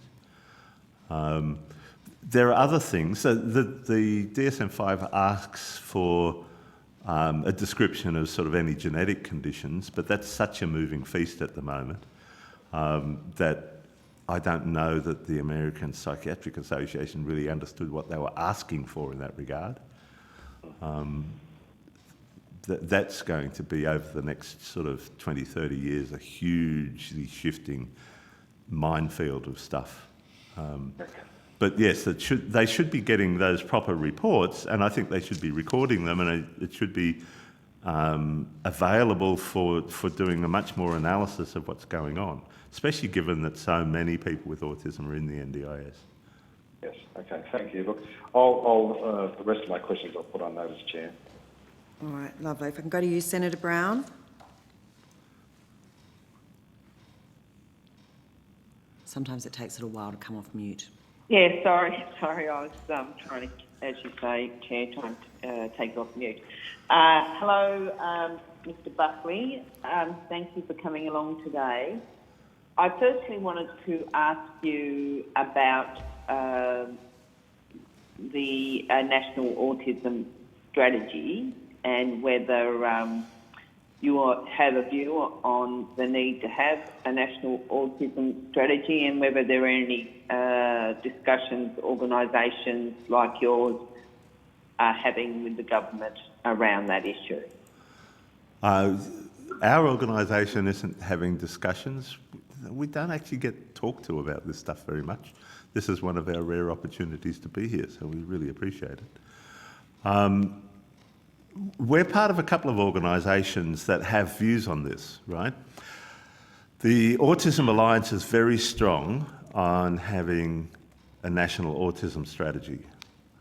That's been one of their calls for a long, long time. So that group, which is sort of a collection of organisations at state and national level that are very keen on having an autism-specific strategy. A4 is also a member of AFTO, and AFTO is not particularly enthusiastic about having an autism strategy. They believe that it should be included. So they're not opposed to having some autism-specific stuff in the National Disability Strategy, but they think it should be included in the National Disability Strategy. I guess A4 is a bit of a cynic about all of this. We just want results. So how those are actually achieved is not really that much of an issue to us as an organisation. So we can sit with both of those. I don't think we should speak for either of those organisations in putting the case. I'll let those organisations put their cases on their own behalf. A4 doesn't side particularly with either of them. What we do note is that the last disability strategy was pretty unsuccessful in that it couldn't even get a single-digit number right about the number of autism-specific early learning centres. There are 6, not 8, as was claimed in the strategy. And if you can't by the get way, this... is what they actually put in their submission. Sorry? The submission did have 6 as well, so... Yeah, but the strategy has the wrong number. Yeah, and if you can't get that right in a strategy, gee, you can't really believe that they're taking that sector of the disability community that seriously. So, yes, and I don't think the disability sector as a whole has been that inspired by the outcome of the National Disability Strategy for a number of reasons that they've made fairly public as well. So, just following that statement, can you just expand a little more to the committee what you mean around, or what AFTO means around the National Autism Strategy in regard to the National Disability Strategy? Are you suggesting that there be a autism strategy within the next phase of the National Disability Strategy? Is that what you mean? But if you don't mind, I'm going to bow out of this because I think this is their argument to make. Well, if you can answer it on your, is that something that your organisation, is that a pathway your organisation would support? I think our organisation is most interested in what's in the strategy. So whether it's a separate strategy or whether it's part of a wider strategy, we've seen both of those models fail. And our concern is that whatever we have actually has measurable outcomes, really concrete outcomes. And whether it's part of a national strategy or whether it's a separate strategy, it's really how that strategy is implemented, whether it has really meaningful, measurable outcomes. Those are the things that are going to matter, not actually where it's politically placed as far as we're concerned.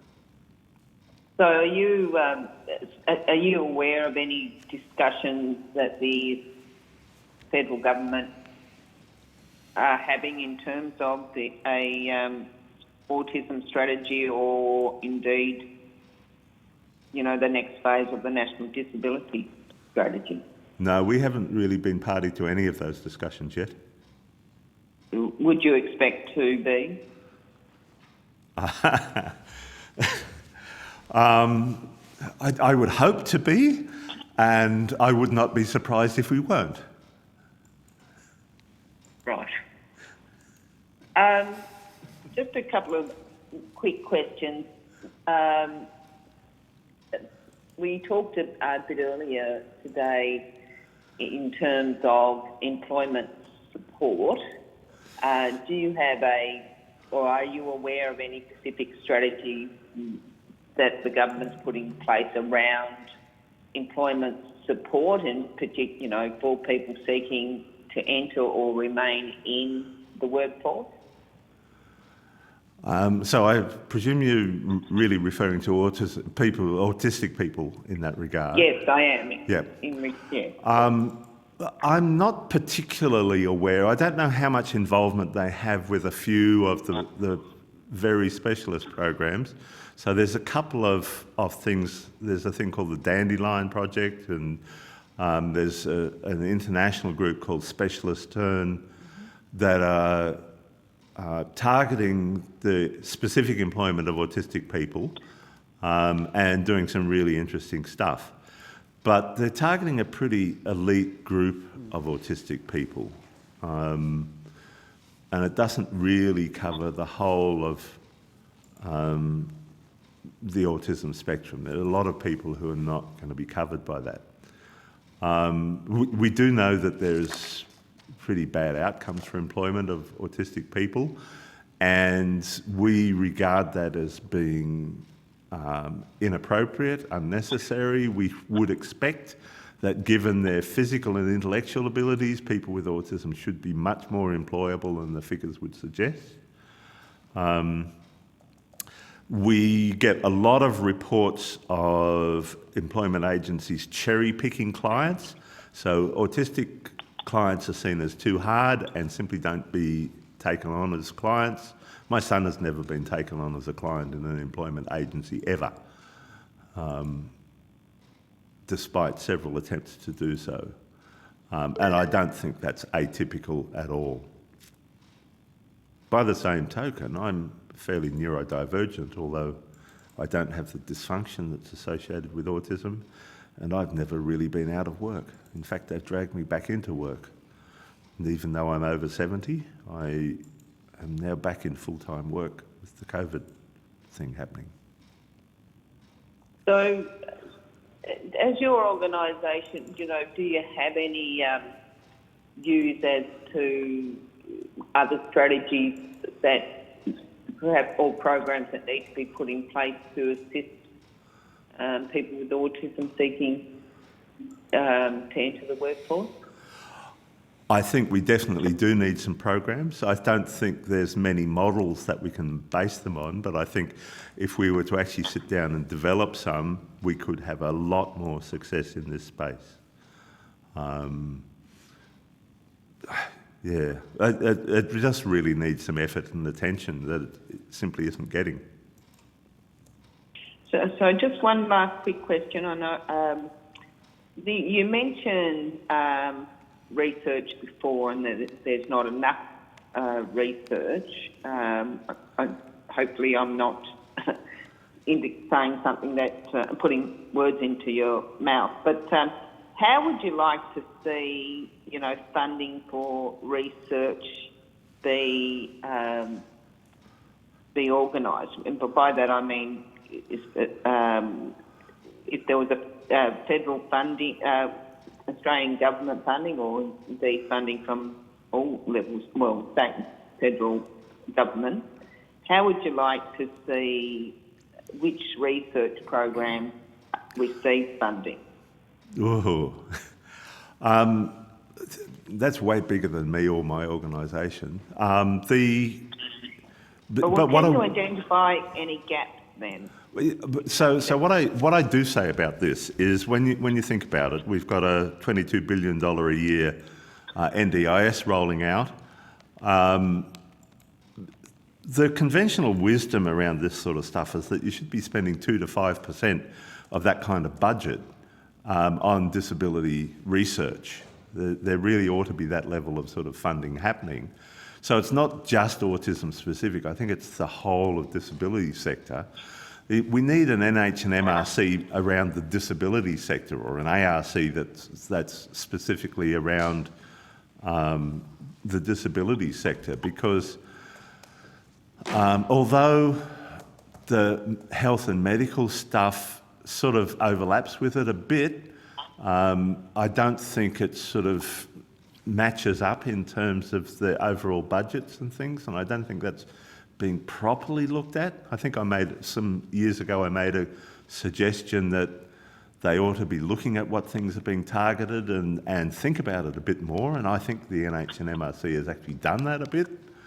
I don't know whether it resulted from our suggestions at the time, but there has been a little bit of that, but I think there really needs to be a better and more targeted focus on specific research around the disability sector. And that would take it out of the medical space a bit into the more social model and the financial models, all of those sorts of things. There's not much funding for being able to do that kind of work. And it's sort of surprising that A4 presents a lot of data and seems to be, in terms of autism, one of the leading groups, even though it's just purely volunteers collecting this data and presenting it. So in our submission, you will have seen a lot of numbers. Many of those are directly from A4 and from the data that we've collected indirectly or collated, if you like. But yes, there does need to be a much more targeted scheme for disability research. Thanks, Mr. Buckley. Thanks, Chair. Thanks, Senator Brown. If I can go to Senator Molan, and I am just going to acknowledge that we are over time already. So any we can put on notice would be good to try and keep us on schedule. And the question is to do with the options that a strategy might look at in autism. But I will put it on notice. Yep. Thank you. Okay. All right. Yeah. Senator Steele-John.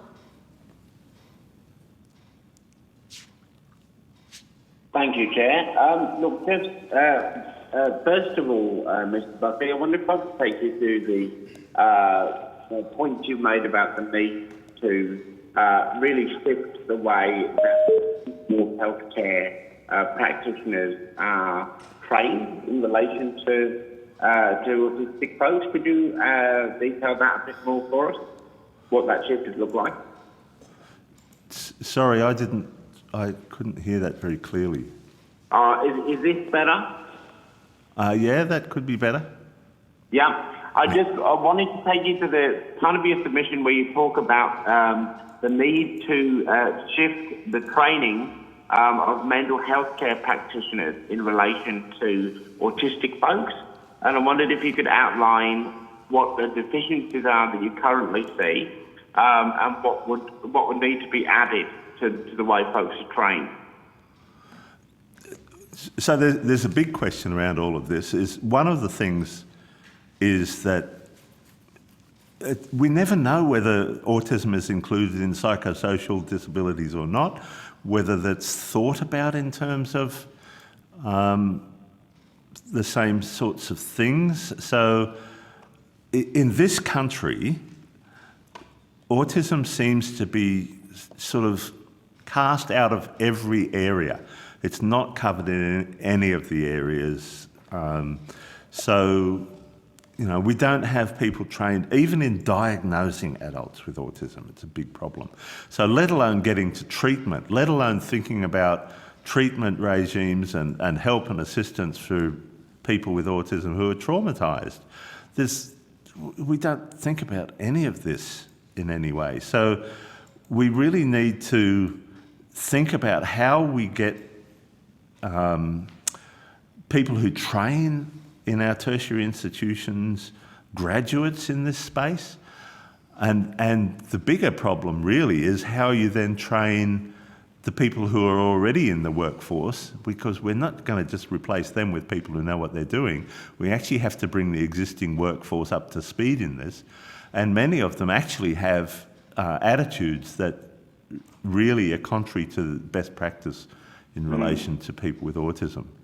So it's really, we need to get the professional bodies on side and find people who can actually teach how this stuff is done and recognise it. I mean, we don't even have registration in this country for behavioural support, so we're so far behind the eight ball that it just needs a massive amount of work. And just finally, Mr. Buckley, I'm very concerned by the statement you've made in your submission, and it's been previously mentioned by the witnesses in relation to the inadequacy of the NBS line item in relation to assessment, diagnostic assessment. Could you just tell us a little bit more about the impact that has and the wait times that you have found in the community around, people that have to go through the public system, how long they have to wait, and then subsequently how much additionally they have to pay? What's the gap here between the 45 minutes that you seem to be funded for and what people regularly need? I don't have data on the size of the gap. I hear reports that it's up to $2,000 for a child's assessment. The difficulty with getting an adult assessment, the NBS item's cut off at age 13. Yes. So getting a diagnosis for an adult, even if you can find somebody who can do it, and it's a more challenging thing because people who've been living with autism for all of their lives tend to have a whole bunch of workarounds and solutions. Yes. Women and girls notoriously mask their autism to fit in, so their symptoms don't present in the usual ways. So diagnosis becomes increasingly difficult. Absolutely. So, and there seems to be no evidential basis for the NBS instrument as you've laid out in the submission. It just seems to be something they decided on in 2008. Yeah, I'm not aware of any basis for what they've put down there. It just looks like somebody went, we need to write something down in response to the initial Helping Children with Autism package. It hasn't been reviewed since then, as far as I'm aware. The Department of Health's attitude to autism is pretty abysmal. All right. So, okay, well, it sounds like that's something we can ask the government when they appear later today. But it seems to be one of the key things, one of your key recommendations seems to be that we need to provide more funding to enable adults to be assessed and to expand what that instrument funds to people. Well, I think, yes, it would be a key recommendation that we actually get round to diagnosing adults. My suspicion is that we're only diagnosing maybe 1 in 10 adults with autism. And that means that those people are not getting the services and supports that they need for their autism, which is their primary disability in many cases. So, and if we are talking about significant out-of-pocket costs, you're also be looking at a socio-economic skew of the diagnosis as well. Yes.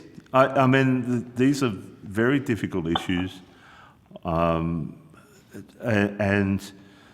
we really don't have a good understanding of the impact that it has for people. So, and that's one of the reasons why I'm sort of pushing for more research so that we can actually understand all of this a lot better than we currently do. Because we know that people come back with a lot of untruths about autism. When you talk to people and say, why is the policy like this? They are really spectacularly uninformed and don't really understand what the issues are about and what's happening. All right. Thank you very much. Back to you, Chair. Thank you for that, Senator Steele. John, if I can thank you, Mr Buckley, today. I'm not sure if you've got any questions or notice. I'm sure there probably will be some that come through. And our reporting date for those is not till August next year, so you've got plenty of time. I'll get them to you before then. There's no, so I think there was one from pressure. I'll probably have some anyway because I did want to. We could have talked about the ABA stuff and quite a bit of other stuff, but we've run out of time. So yes, I'm very happy to take further questions and give you some specific. Thank you for that, Mr Buckley. Thank you.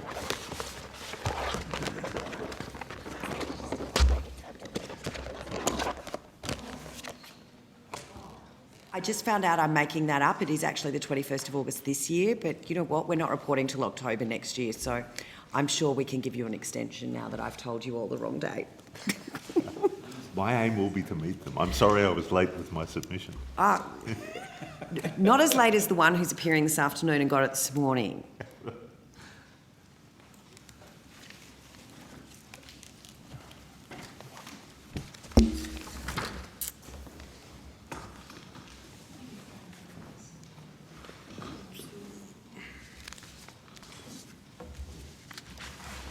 If I can now welcome representatives from Crofney. I understand that information on parliamentary privilege and the protection of witnesses and evidence has been provided to you. For the Hansard record, will you please state your full names and the capacity in which you are here today? My name is Daniela Verkic and I am the owner and founder of Crofner. My name is Dr. Matthew Yoxall. I'm a consultant working for Crofner and on the Team Coach programme. So I'd now invite you to make a short statement, and at the completion of that, we will then open it up for the committee to ask you questions. Sure. My name is Daniela Verkic. I'm the co-founder of Crofner, which means donut in Croatian. Crofner is a social enterprise providing employment to people with autism and intellectual disabilities. Originally, Crofner was formed to provide employment to my son Anthony, who has Down syndrome. Knowing Anthony would struggle to secure work after high school, we set up Crofner 4 years ago, a job selling donuts which would provide Anthony with economic participation, with his own money, independence, a sense of belonging and a contribution to the world around him. Not all of Anthony's classmates have had such an opportunity. Current statistics show many people with disabilities remain out of work, and the number of people with autism being significantly higher. When Anthony wakes up and starts his day, he wants to be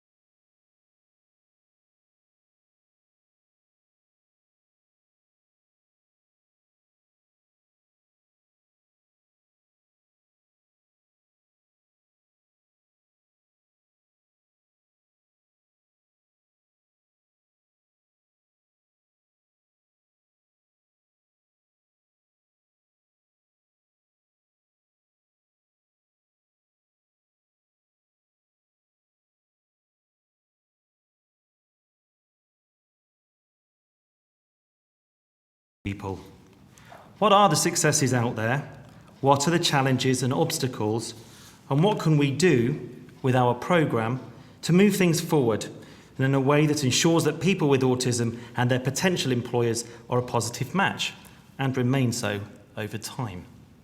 We've developed a framework for 2 complementary trainings, one for employers and one for potential employees with autism. This is a 5-step process which we hope will give everyone involved the tools and guidance they require. These steps include recruitment, intake, training, evaluation, and maintainable, meaningful employment scenarios. RITE on the framework leading to ME, or perhaps even we might say the right to be me at work. Each of these steps needs to be robust, tested and evaluated. Each of our collaborators have contributed to their development, and we're happy to discuss each element of the framework in more detail now or answer any related questions the committee has.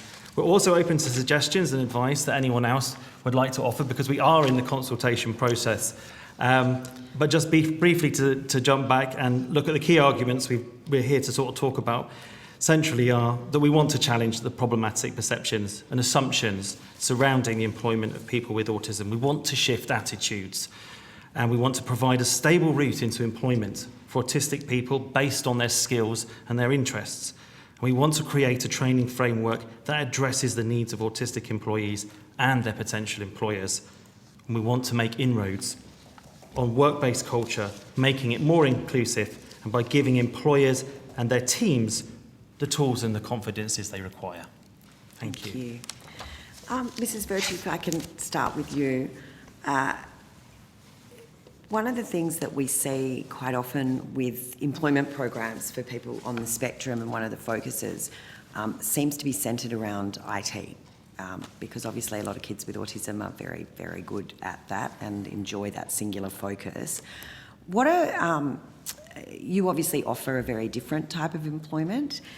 Can you maybe talk to us about other jobs outside of IT that you know about or have seen other organisations do, and what you think are the main benefits, or what you see from the kids that do work for you, the benefits that they experience as a result of being able to work? Sure. So one of the key areas is hospitality. We have quite a few young autistic people working with us, and Senator Hughes, as you said, a lot of autistic people are pigeonholed into IT, and that's not necessarily right. Everybody has their own abilities, and it's the way that people actually around them perceive what they can do. We have a young fellow working for us who is on the spectrum, and he loves the interaction with people, which is possibly quite different to what you would actually expect somebody with autism to do. He's quite comfortable in talking to people, but there is some problems with his being a little bit too straightforward. The way he interacts with people sometimes can be quite awkward. Filter's not there, maybe? No filter. No filter. However, having a little bit of structure is quite incredible. Also in the hospitality industry, say in housekeeping, that is quite incredible as well. So walking into a room, knowing that every room has to be exactly the same. Magic. Great people to do the work. Would make our kids very happy, I would imagine. Putting away dishes. Even though my son actually doesn't have autism, I tell you, he certainly has some very significant traits. Lining up the cups, the cup handles, absolutely at 90 degrees. That perfectionism.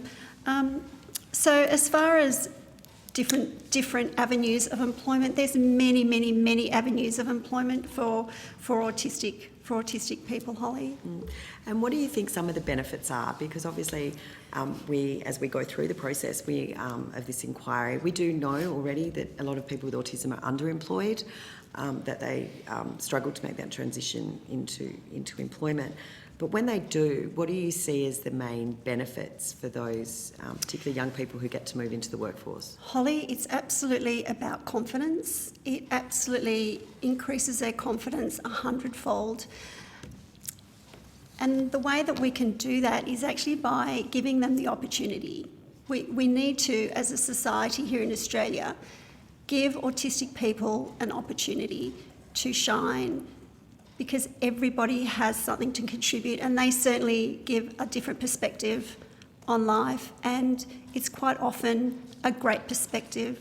My team, I can't tell you what a difference it makes to my team when they come to work and they see an autistic person, a person with Down syndrome, a person with Asperger's. Their interactions, we laugh, we have fun, and they give a different perspective on life. And Matt, I'm just going to ask you to give me that email. From Belinda. From Belinda. Yeah. I have an email from one of my mums, and You're going to make us cry now? I am. Yeah, okay, I thought so. I am. So this is a young man who really wants to participate. Now we can offer him just a little bit of work, and I'll tell you why in a minute. I'll read you this email and it will explain it. Mitchell and I would like a review of Mitchell's NDIS plan. It was rolled over in May 2020 due to COVID-19. It was rolled over in May 2020 due to COVID-19. We could meet and discuss. I did originally agree to roll over of his plan. However, Mitchell's support needs have changed dramatically. The plan states that Mitchell still works at McDonald's, which he hasn't for a year or more. And his needs in the plan are not up to date as per what he wants in 2020. Mitchell is desperate to be employed and is wanting a job. He wants to have a purpose and to be a contributing member to society. He wants to find a job 3 days a week that he enjoys. He, however, doesn't want to be made to go through a DES provider or something like that. Mitchell enjoys playing cricket, being around like-minded people, helping others and making a difference. He will need support in getting started with any new adventure. However, with the time and patience, Mitchell will be able to complete tasks required.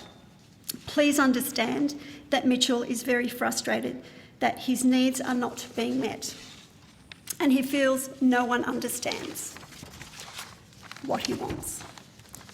Mitchell is very scared of change and doesn't always cope at first. However, with the right support, he will shine like I know he can.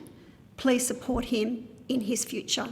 Hollie, doesn't that say it all? I mean, this is just incredible. So this young man has a very, very small amount of funds in his NDIS plan. As a social enterprise, our model is we have a shop front. We leave it for the person with a disability or with autism to actually run that shop. That is their responsibility from the time they get in there in the morning to set up the donuts to go home. This is actually providing these young people with a job and money. The support person comes in to assist this person on the job, and because we're working with vulnerable people, they cannot be left unattended, right? So I can offer Mitch 4 hours of work. That's it. But yet he's capable of doing so much more. But my constraints are that the NDIS is not actually assisting Mitchell to have meaningful employment. The job's there, but it's being withheld. Because there's no support person there. Well, there's no funding for that support person. Yes, funding for the support person. That's correct. Thank you. And it's just, and it happens over and over and over again. Yeah.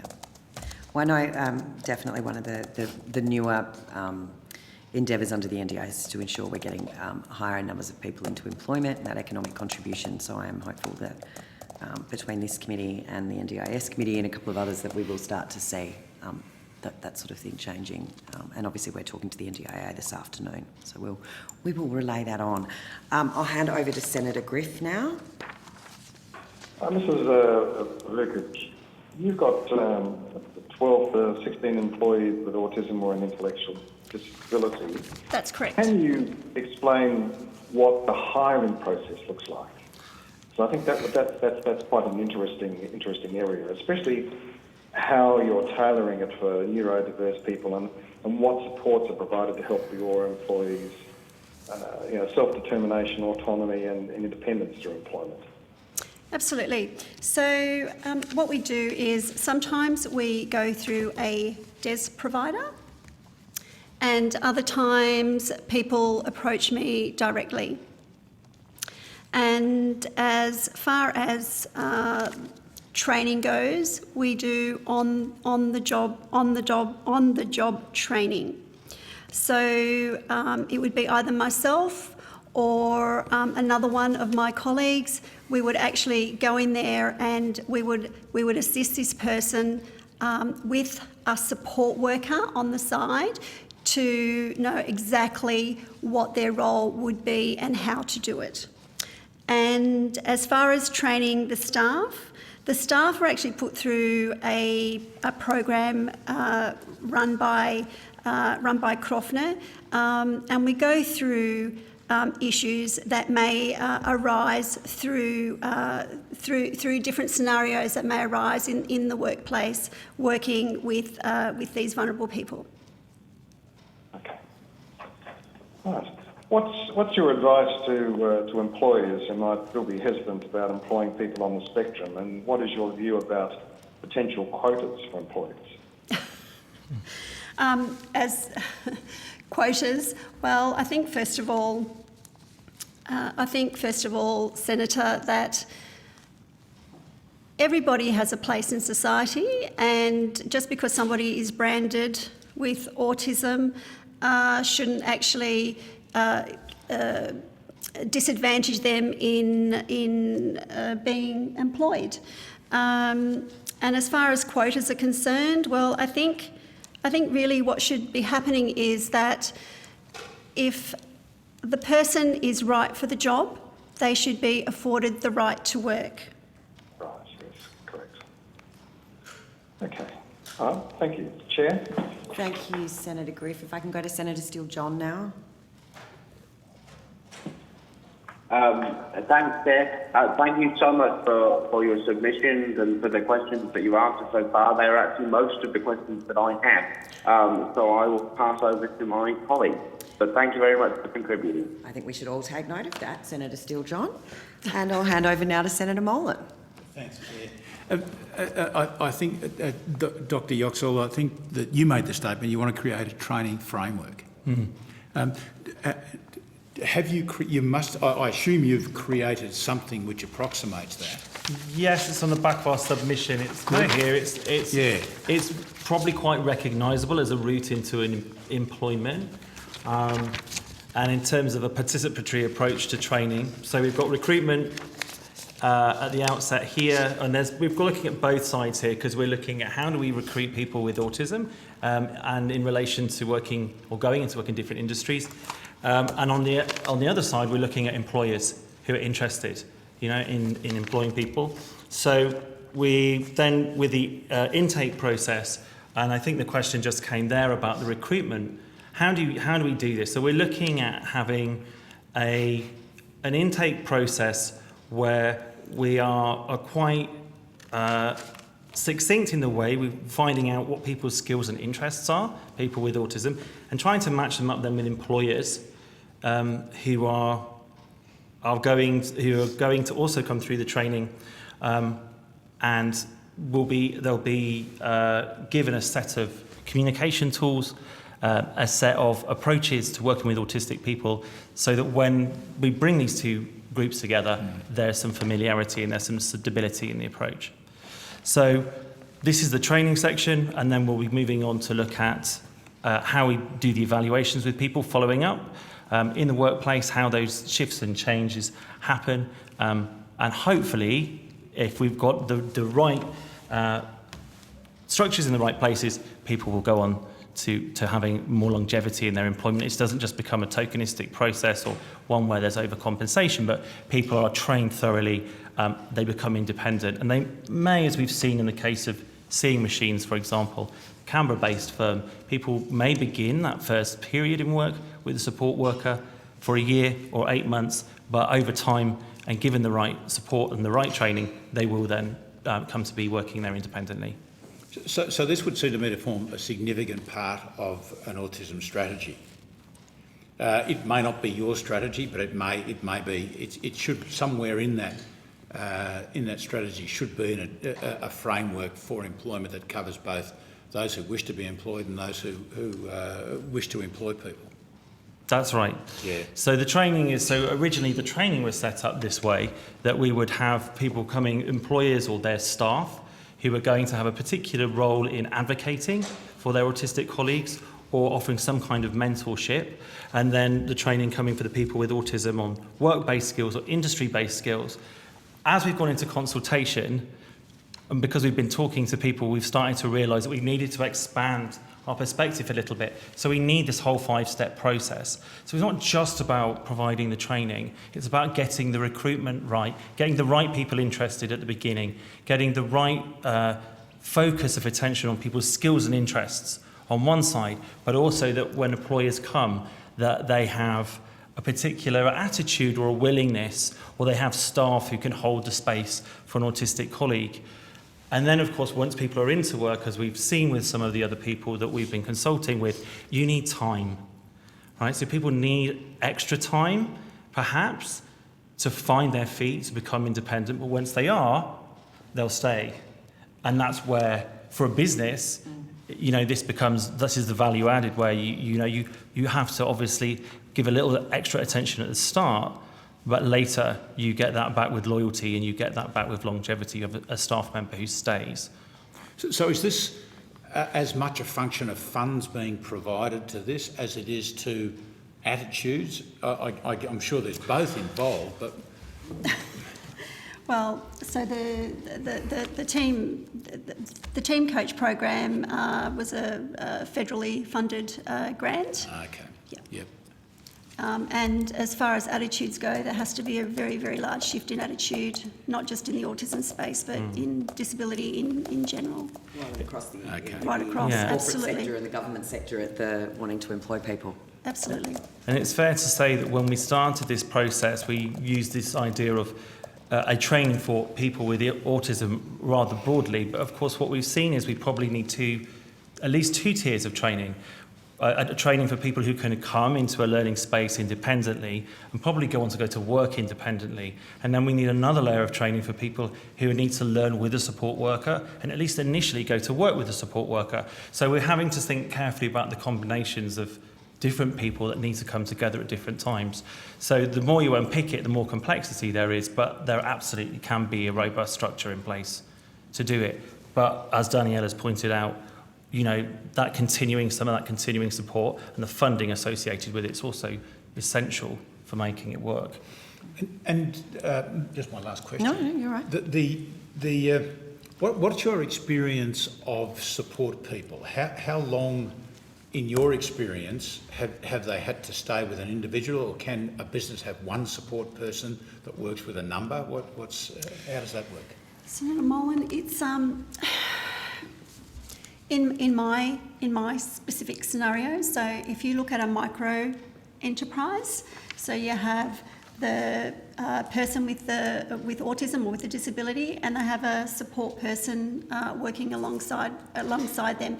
In my scenario, we have a pop-up, and we have the responsibility of the person with the disability running that pop-up with the support worker alongside them, assisting them do their work.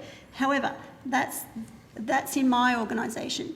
When you look at other organisations, you could probably have a supervisor, possibly a support worker.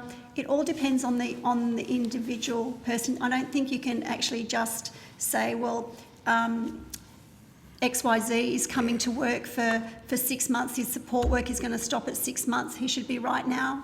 I think it has to be phased out. I don't think that it can have a specific time frame. Obviously, we would all love for everybody to be able to work independently. Some of them can, some of them can't. And a quick follow-up, if I may. And is there what's the availability of these support people? Are they people who need to be specifically trained to do this, or are they parents, carers of them, who can come in for a period of time? I'm just wondering, if you're successful and if the strategy appears and carries forward, is this will be very short of these people, I assume. Success will be a problem. So as far as support within the workplace, we don't want parents in there, because parents can actually cause a disservice. We want people that are trained in autism. We want people that are trained in disability. We want people that are knowledgeable. We want people that can have a very structured approach to working with somebody with autism in the workforce, and then. And alongside that, I think what we're testing here is if you do focus on people with autism, you focus on their specific skills and interests, that maybe an employer then is able to either develop, shift or create a role that's fitted to those talents, rather than what we've been hearing elsewhere is people have had the will to bring someone with a disability into their team, but they've already assumed what role it is that that person's going to do, and it's not a good fit.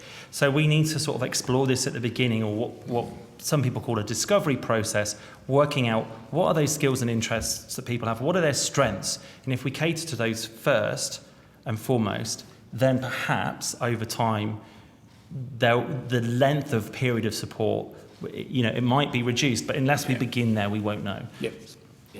Thanks, Chair. Thank you. Thank you. Thank you so much for appearing today, and for anyone who hasn't tasted a Crofney donut, you most certainly should. I was very popular when I took one up to Sky News a couple of weeks ago, and as we know, Jackie Lambie came and stole one from the Coalition Senate lobby, so they are very good. The committee will now suspend and recommence at 2:15, and just a reminder to my colleagues on the phone, you will need to dial back in. Thank you very much. Thank you. Thank you. Thank you.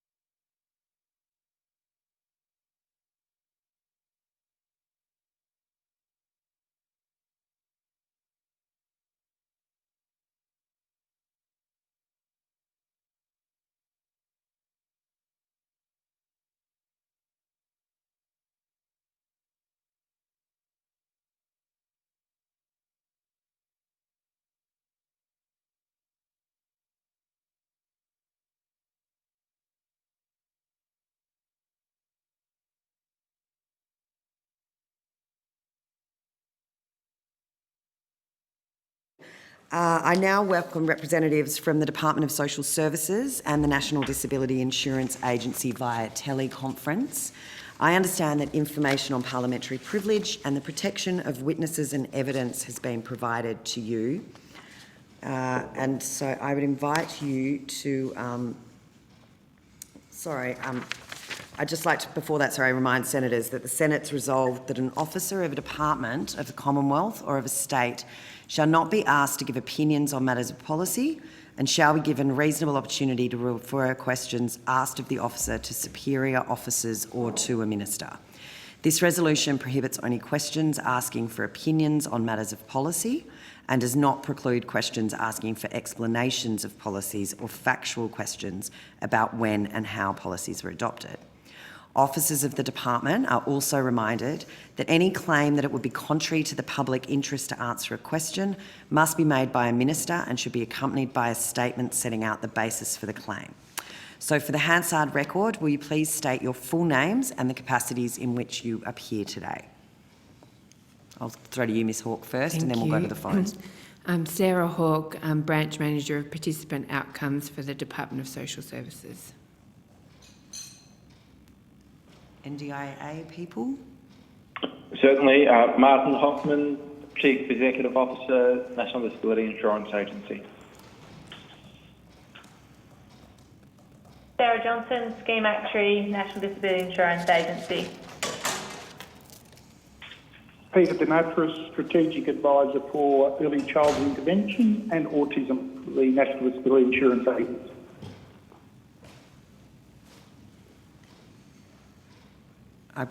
We've just had Mr Broadhead join us, so I'll just get him to state his name and the capacity in which he joins us today. Peter Broadhead, Group Manager from the Department of Social Services. I'd like to invite you now to make a short opening statement, and at the conclusion of your remarks, I'll open it up and invite members of the committee to ask questions. Again, we might start, since Ms Hawke and Mr Broadhead, you're in the room, we might start with you if that's okay. Thank you for the opportunity to address the committee. I don't believe we need to make an opening statement. Okay, and Mr Hoffman? Senator, yes, the same. We gave a written submission and nothing to add to that at this stage. Happy to proceed to questions. Okay, and I do apologise. We only got the submission this morning, so I'm not sure. It was circulated this morning, so I'm not quite sure whether or not everyone from the committee's had a chance to fully absorb it all yet. So we will start and see how we go. I hope that was that on us, or I thought we had provided it last week, but apologies if that was on our Yeah, I'm not 100% sure. So, but it was only certainly distributed to us today. So perhaps if I can, I'm going to start off today, and I'll start with DSS if I can. Having a look at your submission, obviously, since we've seen the NDIA and the NDIS roll out, a lot of the services that used to exist previously and exist under a former block funding model have ceased to exist by the states. What do you see as the main gaps that might now exist, or where federally the expectations now falling on the federal government as opposed to the states delivering services specific to people with autism? Peter Broadhead, I might add to that in a sort of more general way. One of the things that I think the NDIS has changed the landscape, so the institution of that scheme, and it is clearly there's been a significant transfer of specialist services from what the states used to do to what is now available through that scheme. One of the things that I think is still evolving is the continuing role of all governments in relation to other programs apart from the NDIS and how they relate to the NDIS, and some of that I think is addressed in our submission. That's not only those that are most directly involved, so the replacement of some existing specialist disability services with the NDIS, both federal and state, but also the way in which all services. So, for example, one of the things that I think I hope is clear in our submission is the importance of services that aren't specialist disability services, so things like the health, education, justice and so on sectors for people with disability generally, but also particularly for people with autism, and how those interact and relate to what is now occurring under the NDIS. And I think it's fair to say that while there's plenty of goodwill and cooperation and regular meetings, some of that is still evolving, and exactly how they interact and how those supports work together is, I think, not completely settled. And I guess that's the crux of the question, is that certainly reports and submissions that we've received from individuals would indicate that the states are potentially dropping the ball when it comes to education, health, mental health, interactions with the justice system. And we're in a situation now when, and Mr. Hoffman, you might like to chime in on this, but that whenever someone with autism, and that's the focus of the inquiry, but I'm sure it happens more broadly, but someone with autism comes in contact with particularly the justice system or mental health frontline workers, even the health system. Certainly we know education's not providing the supports that perhaps are required at school, and the NDIA isn't, or the NDIS plans aren't entering the schoolyard per se. What impacts have you seen? What policy changes do you think might be required to see states better address people with autism through their state responsibilities and stop passing the buck of everything straight to the NDIS? So I think from the department's point of view and the government's point of view, one of the critical elements of this is the National Disability Strategy. So the National Disability Strategy, there is one as we speak, which applies from 2010 to 2020, is really the encompassing strategy for all governments about how they will address the needs of people with disability, be responsive and inclusive across all government programs and indeed beyond government programs. So, for example, some of the changes in things like the standard building code across the country have occurred out of work that comes from that disability strategy, that National Disability Strategy. There's work underway to come up with the next National Disability Strategy and to engage with states and territories around that. And I think that will be crucial to delivering on the broader landscape of how all programs and services are responsive to people with disability. One of the things that's a challenge in developing the new strategy is the changed landscape. And so if you go back to when the current strategy was developed, there was a clear role for states and territories in specialist service provision. They had disability ministers who may or may not have been members of their cabinet, but who certainly had significant responsibilities in relation to people with disability and disability services. And there was a significant transfer of funds also under what was originally the Commonwealth State Disability Agreement and became the National Disability Agreement from the Commonwealth to the states to support at the margin some of those kinds of roles and services. That has all changed now, and engaging with state and territory governments to ensure that all governments are working together towards the way in which education, health, justice and other broader systems are responsive to people with disability is a challenge in front of us for that new National Disability Strategy. So I think it's, and I worry at times that there's been such a focus, and rightly so in some senses, on the National Disability Insurance Scheme, that it has sucked a lot of attention and energy away from all the broader things that could be done to support people with disability. And I would hope, as we get towards the maturing of the implementation of the scheme, that broader scope under the strategy is addressed in the work that we're taking forward with state and territory governments. Mr. Hoffman, just coming to you with a similar question, are you finding that more people are looking towards the NDIS and their plan, and the expectation is the NDIS will fix the problem for anyone with a disability, even when it would clearly fall under the purview of education, health, mental health, justice system, housing? Senator, I wouldn't, thank you for the chance to comment. I wouldn't make sort of a widespread criticism of that respect. We do anecdotally pick up on the ground that sometimes, and you mentioned issues of homelessness or other social problems, that the NDIA is seen as a solution. We're seeing that in housing particularly. And that does cause us problems because we have to be working in the confines of our Act and what we are set up to do. I think in the field of autism, again, and I don't mean to be critical of colleagues or other jurisdictions at all, that's not my place. That's all right, Mr. Hoffman, it's very much mine. That's fine, Senator.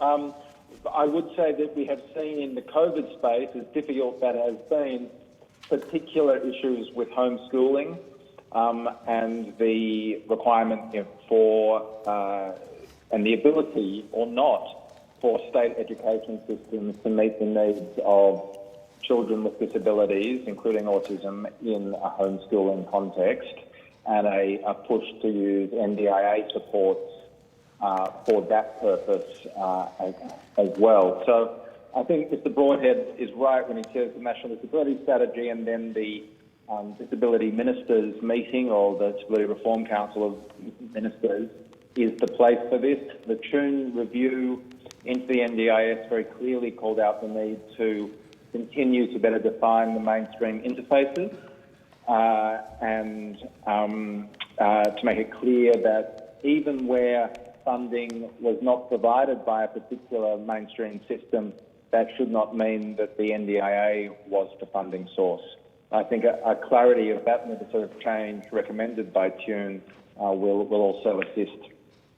Mm-hmm. And I think, if I can add to that, Chair, if you think of the public hospital system or the education system or justice system, obviously the NDIS by and large does not reach into public hospitals, and so somebody with autism who requires treatment in a public hospital should be, the system should be responsive to their needs, including any particular needs they have in relation to being autistic, without stepping back and assuming that the NDIS will somehow step in and manage that part of it for them.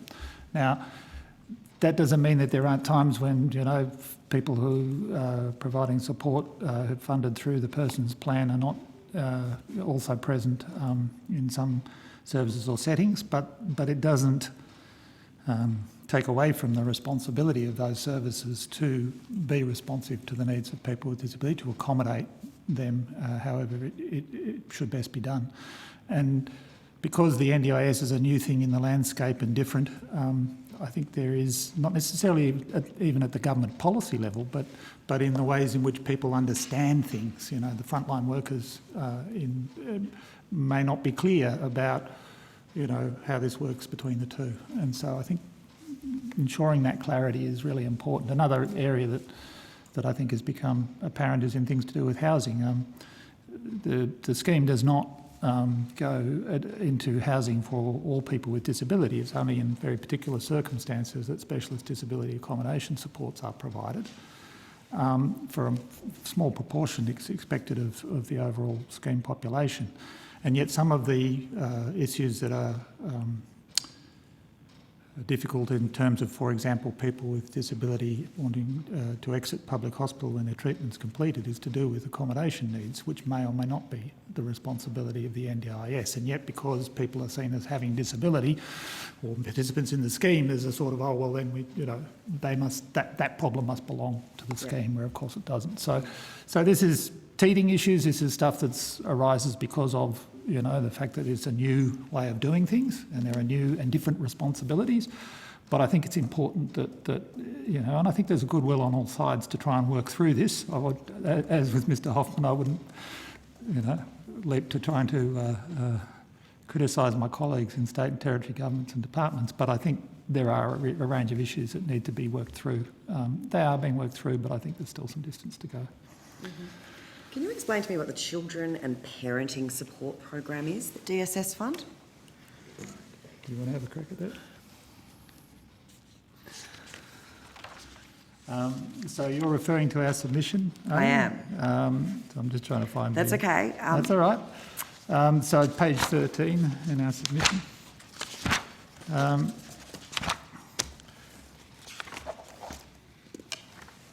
So I think there's two parts to this. There's a mention in paragraph 4.6 of ours of the $330,000 in funding that was provided to Aspect for the provision of parent education, but that was particularly in Richmond Valley and Tweed Heads in New South Wales. And then there's a broader program which is designed to provide early intervention and prevention support to children and their families. Mm-hmm. It's not autism specific, but it's meant to assist, increase the capacity of parents, carers and grandparent carers to improve children's wellbeing and development. So it wasn't autism specific, but it was run by Aspect, is that correct? Well, the service in New South Wales, I think, was, but the broader program, I'm not so sure. Can you take that on notice yes, I'll for take me that on as notice. to where that program is run? Yep. So one of the concerns I have around that program, and I guess take it on notice if you can for me as well, is the fact it was run by Aspect. And we've taken other submissions and heard evidence even today that there are clinicians and organisations who are still running parenting programs as if somehow better parenting will address issues around autism.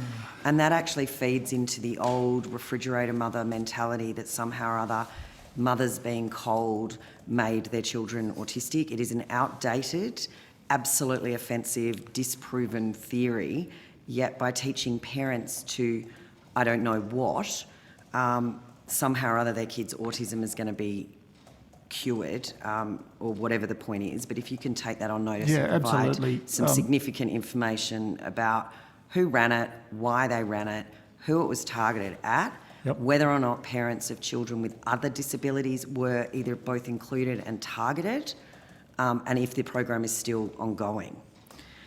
Now, I also want to talk about Aspect. Do you know how many programs you currently fund Aspect to run? I couldn't give you an exact figure here right now because the department funds a range of programs. I would want to check to be sure that the information If you can take that on notice for me, how many programs Aspect run on behalf of DSS? And what I'd also like to know, which you may not be able to provide me, is whether or not those programs were put out to open tender and other organisations were asked to bid, how long Aspect has been running these programs, what analysis and feedback has been done onto their adequacy and whether or not they are adhering to best practice, whether or not other organisations that consider themselves peak bodies like Aspect does, whether or not they are also running similar programs in states or whether Aspect has the monopoly over those. Right. So you're asking in that regard whether there are similar organisations, including funded by states? Well, is Autism WA running a similar program to Aspect in New South Wales and ACT, or is Aspect running them nationwide? Okay, we'll do our best in that respect, but obviously when it gets beyond our own remit, we may not know everything. No, that's okay. But any programs you fund, I want to know if they went out to market. If we fund them, we'll certainly provide you with... Whether or not they're up to going out to market. I find it absolutely abhorrent that Aspect, who purports to be a peak autism body, has not even put in a request for an extension of time to put a submission into this inquiry. Their engagement has been zero. Right. I would love to question them because I'd love to know how many of their children they move out of programs as opposed to moving them through all of their programs with a nice handout in between. But the fact that they are the beneficiary of federal funding quite extensively and have a long history of being so, yet have not even bothered to put in a submission concerns me greatly. And I think we need to look at where their role is going forward in this national autism strategy. And that includes looking at organisations who are perhaps more connected to autism these days, being invited to participate. Now, if I can come to you, Mr. Dinatris. Yes, Senator. Yeah, one of the concerns that's been raised consistently with us is that autism doesn't come with a roadmap and that it's very, very difficult for parents to find out what is best practice. I just wondered, I know you've had a lot of previous experience around autism, behavioural therapies, early childhood intervention. Could you maybe update us on where autism and best practice therapies would normally sit? So Certainly. Senator, the starting point would be that in 2016, the NDIA funded a project to look at the evidence base for autism with the express view that it was identified that there was very little guidance to parents. So we worked with some eminent academics in that area, and we certainly got that with a view that we would use that evidence base to help provide better decision-making information via the Raising Children's Network website and through other means to help parents who, as I'm sure all the senators understand, are going through what sometimes can be quite a confusing time. So that report was limited because it didn't evaluate what researched evidence is out there. It just said this is what is evidence-based, evidence-informed good practice. There was a number of intersections with best practice early childhood intervention more broadly. So regardless of diagnostic or primary condition, there were principles that were common across both around what might constitute better practice programs to choose, what you would look for in those programs. However, that piece of research also did not say what characteristics or other factors would assist in deciding individual levels of early childhood intervention support needed. So while we did that and said this evidence exists, we didn't organise it in a way, I think, that was fully codable to parents and gave them a clear sort of, if you like, these are the sort of highly likely, these are less likely. And we certainly did build on the DSS previous of what we would not recommend at all for parents to consider. What sort of hours were suggested for people with autism in early intervention? What kind of hours of therapy, one-on-one potentially, were required or suggested as part of a best practice program? Senator, because it's I know you know that it's a broad. You know, I know the answer, so. It was up to 20 hours was suggested as maybe necessary. However, that 20 hours was qualified in that report very clearly and said that sort of support could be one-on-one, but best practice would suggest that it was, wherever possible, delivered in multiple settings to assist the child, and routine-based sorts of interventions in natural settings were also a very important part of that landscape. Mm-hmm. So, can you maybe tell the committee what your understanding is of ABA and where it would fall within an autism program? Applied behaviour analytics it's a very important part of the broad program basis for effective early childhood intervention. We are currently working with the CRC to further provide information and understand more deeply what the more successful sorts of interventions are in different contexts. So there we're working with the CRC to look at early intervention approaches for autism that are often divided into the categories of behavioural, developmental, naturalistic developmental behaviour interventions, sensory-based interventions and technology-based interventions. All of them have a place. All of them obviously need to be applied in the right way by the right qualified practitioners, using all the best practice principles. So ABA is on part of that landscape. It has an evidence base. Programs such as the Early Start Denver model who use ABA principles. ABA is not a program itself, it's a range of principles. That's right, that are applied in a program. And that program often will assist a child on the spectrum in many ways, particularly around communication and behaviour. So I guess the question I've got for you, and this has been reported to us, and Mr Hoffman, or you might like to weigh in on this as well. There are continual reports, and they've come through in submissions, that when people discuss the framework of therapy they'd like to do for their child with autism, they are being told the NDIS does not fund ABA.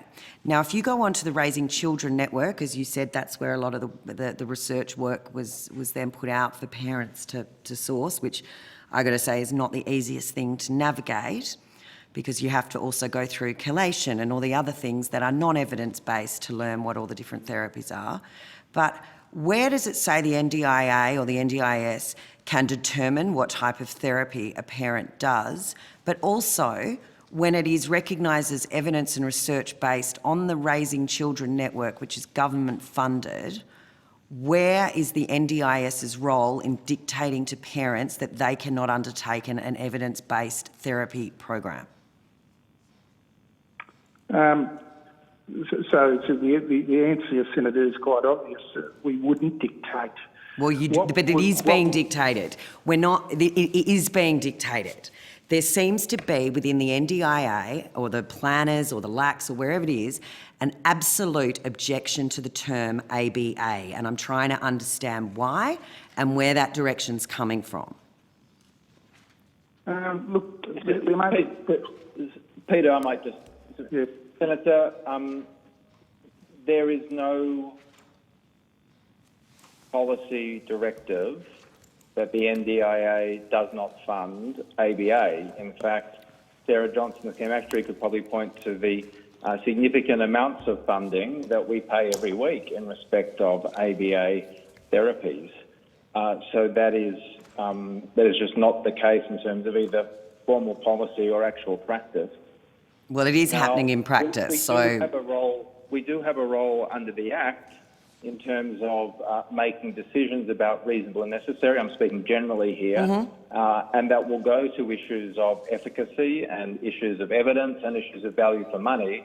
So there is a role for the NDIA generally in terms of what supports are funded, rather than just saying it is, whatever the person or the family wants. And that is precisely the reason, as Peter mentioned before, that we have funded in the past and are currently funding research from the CRC to help the sort of framework and guidelines for the supports that we do fund and in what circumstances. So we'll come back to you with some more information, and I know there's a multitude of inquiries where Mr Hoffman, you and I cross paths, but we are certainly receiving feedback across the board that if a parent mentions an ABA in a planning meeting, they are being shut down. And I can tell you from personal experience, my support coordinator always tells me not to mention ABA for fear of losing funding. So it is happening on the ground, and we look forward to this inquiry getting to the bottom of a little bit more of that and making sure that it stops happening in future. Because as you say, it is an evidence-based therapy type, and I don't think it's the role of the NDIA to determine what therapy framework parents are using, especially when they're proven and research-based. Well, Senator, let me just respond on that. Just our submission does set out some of the evidence base on those issues, refers to a recent Cochrane report, Cochrane's study of effectiveness. So those things are important. That's precisely why, as we've said, we're working with the CRC on these sorts of questions. Yeah, okay, and we'll be talking to the CRC on Friday. And I guess that comes to DSS now when it is around the CRC. CRCs themselves can only get funding once. The CRC, Autism CRC, only has 12 months of funding left. They obviously have a significant role to play in the autism space, and it is almost a third of all NDIS participants have autism. So having a national body and the role that the CRC is playing, both not only with the work Mr Hoffman just mentioned, but also around the national guidelines for diagnosis that you're currently funding to get distributed, which is actually where we're kind of seeing not happening, but we'll talk to them about that on Friday. What are the plans or policies around ensuring that there is a national body around autism that is providing this sort of advice and guidance to the NDIA going forward, because obviously with a third of the participants having an autism diagnosis, we probably want to make sure that we're getting them the right evidence and research-based information. So the CRC is not funded through social services portfolio. No. I'm aware of that, but it is something that's, yeah. To be clear, we have used the CRC, funded the CRC to undertake work on particular pieces of work, including one at the moment to do with the implementation or the uptake of the national guideline for assessment and diagnosis. I was one of a number of people who met with representatives of the CRC in this place some time ago now, I think February, from memory, 27th.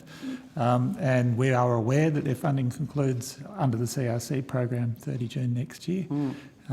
We're not yet in a position to say anything more about whether or not there is a means to provide a further funding for them, but we are looking into it. I'm aware that I've taken up quite a bit of time. I just have one final question and then I will hand over to my colleagues.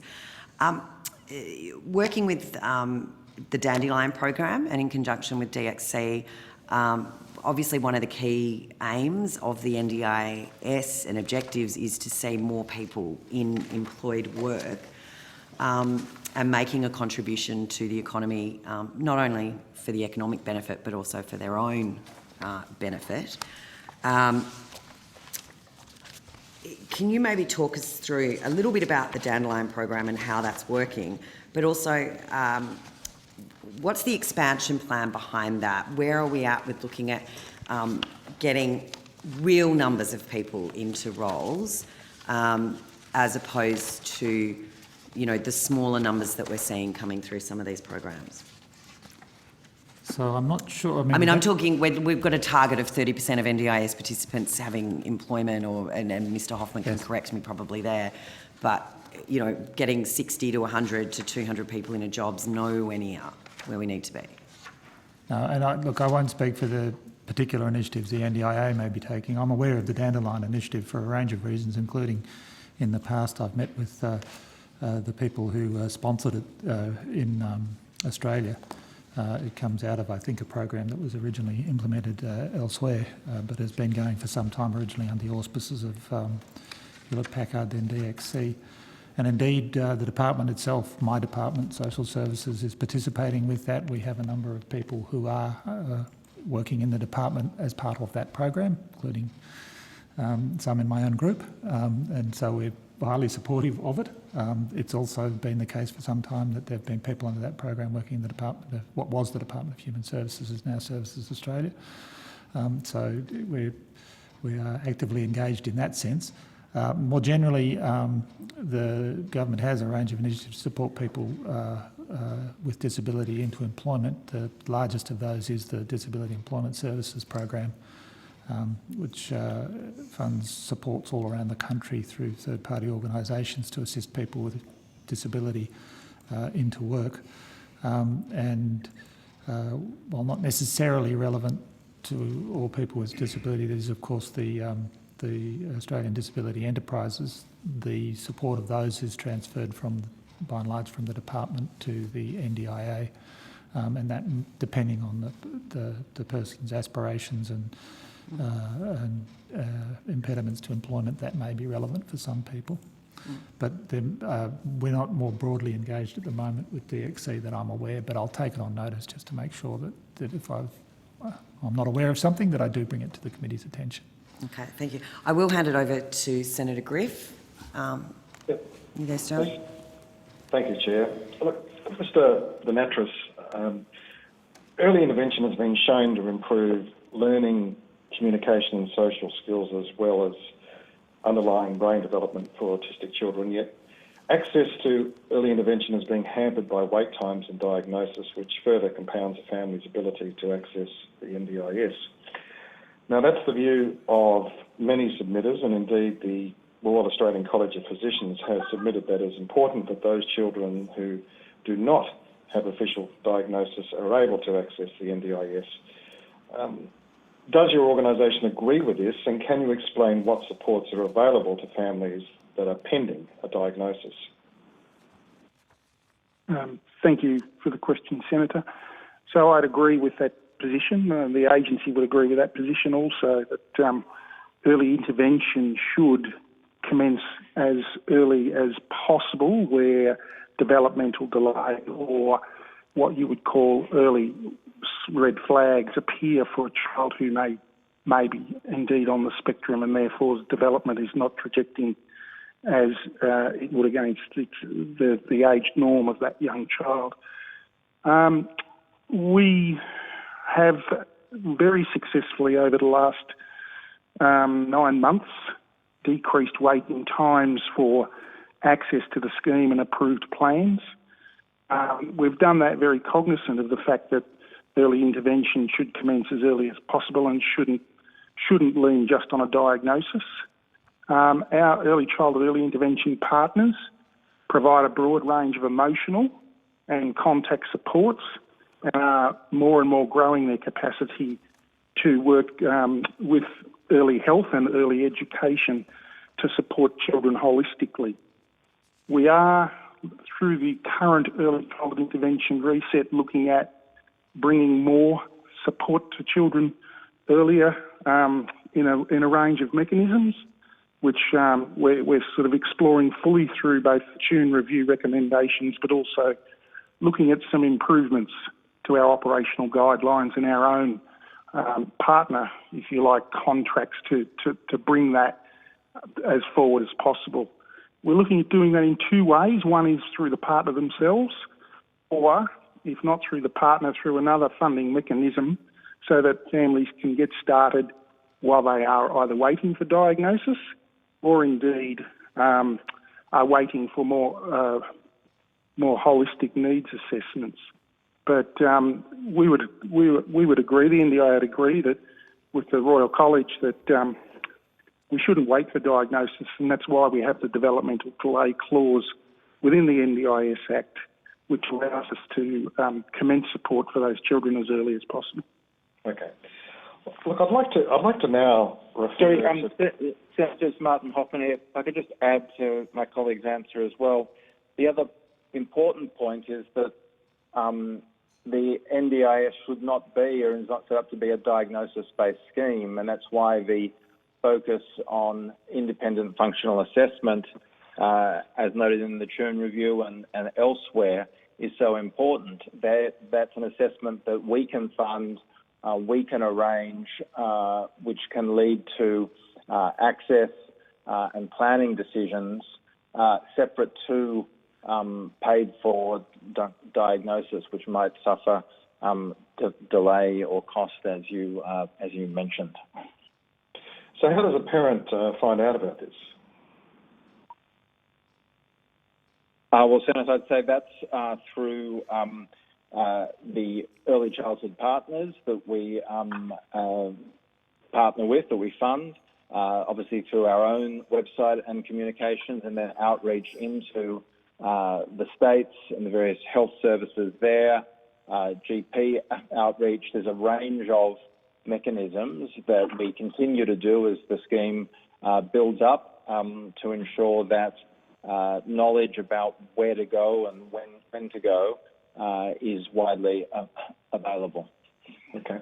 Look, I'd like to now just refer to that ABC investigation that you'll be aware of earlier this year that revealed that waiting times for children under the age of 6 to access disability support under the NDIS depends on the wealth of the suburb in which the child lives, with some in poorer suburbs waiting almost 2 years for a diagnosis under the public system dubbed a developmental apartheid, but I believe one waited as long as 640 days.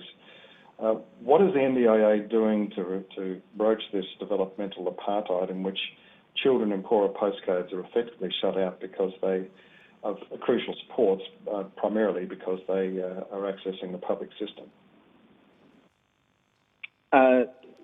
Senator, so I would point to the answer I previously gave around the commitment to independent functional assessments funded by the agency as the primary determinant of access and planning decisions, which we will be rolling out before the end of this year, starting before the end of this year, somewhat delayed through COVID impacts. But that is the fundamental approach, to move away from a diagnosis dependent on state schemes, which was the issue with that particular investigation you're referring to functional assessments that the agency, that the scheme controls and funds. Okay. Just actually on that, a number of submitters also raised concern about reassessment of NDIS participants with a formal ASD diagnosis to understand functional capacity, noting that the ACT is based on functional capacity rather than diagnosis. Now, given that families have already had to endure invasive testing, multiple specialist appointments, wait times, and considerable cost to obtain a diagnosis of autism in order to access the NDIS, can you explain the rationale for this plan and how it will resource it?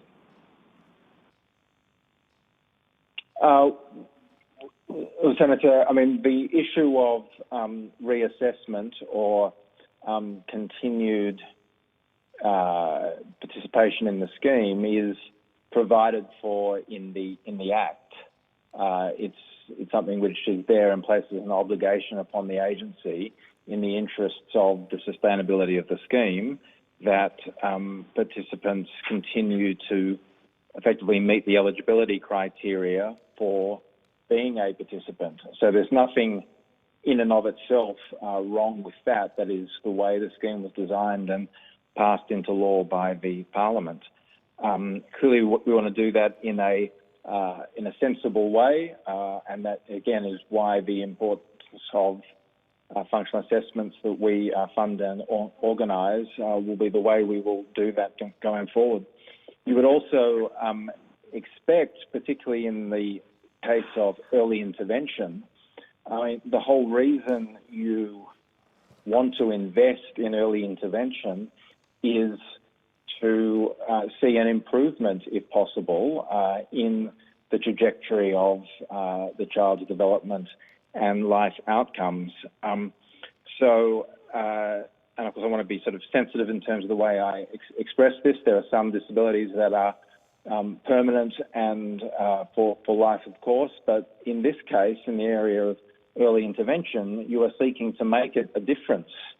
And so it should not be seen as, something has gone wrong if there is an exit from the scheme, but rather in some situations that should be success.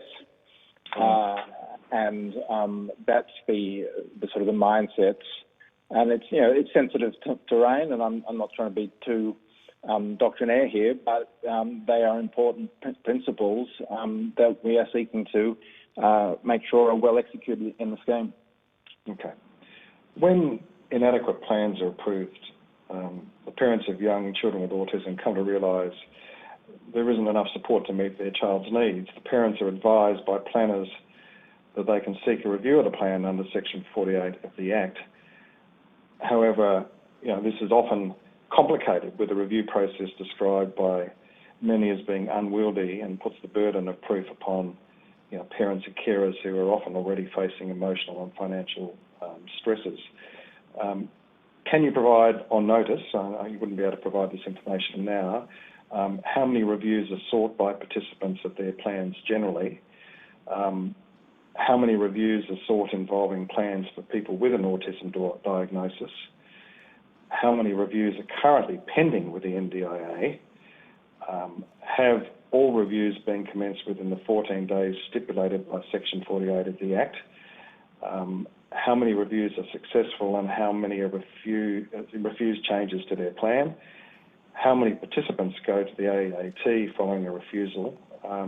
And how many are successful at the AAT? I think that would appreciate that if you could take those questions on notice.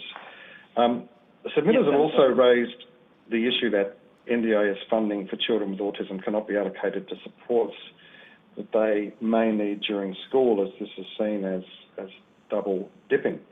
I mean, do you acknowledge that NDIS plans are not integrated with the State Education Department supports for school-aged children, and the under-resourcing is effectively having a negative effect on children with autism? Senator, I would take issue with the word not integrated. The responsibility for education rests with the states, and that includes all children, whether they have disability or not. And the bilateral agreements and the overall statement of supports between the Commonwealth and the states make that quite clear. The responsibility for education remains, including for children with disability, remains with the states. It's the way the scheme was established. I mean, school is often where the greatest needs arise, and I appreciate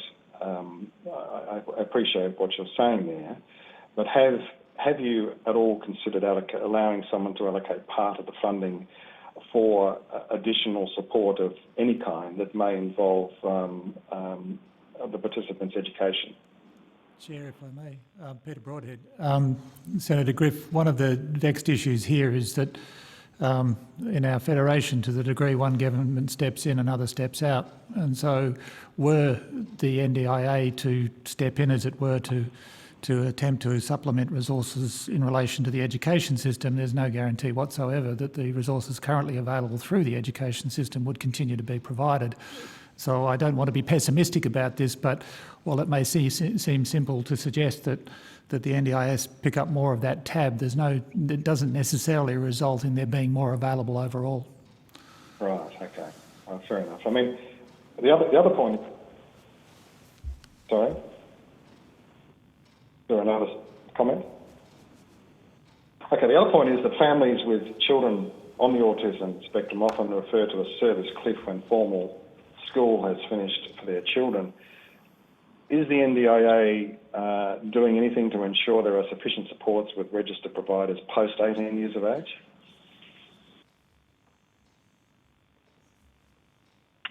Senator, I'm sorry, could you just repeat the context of that question? I'm sorry.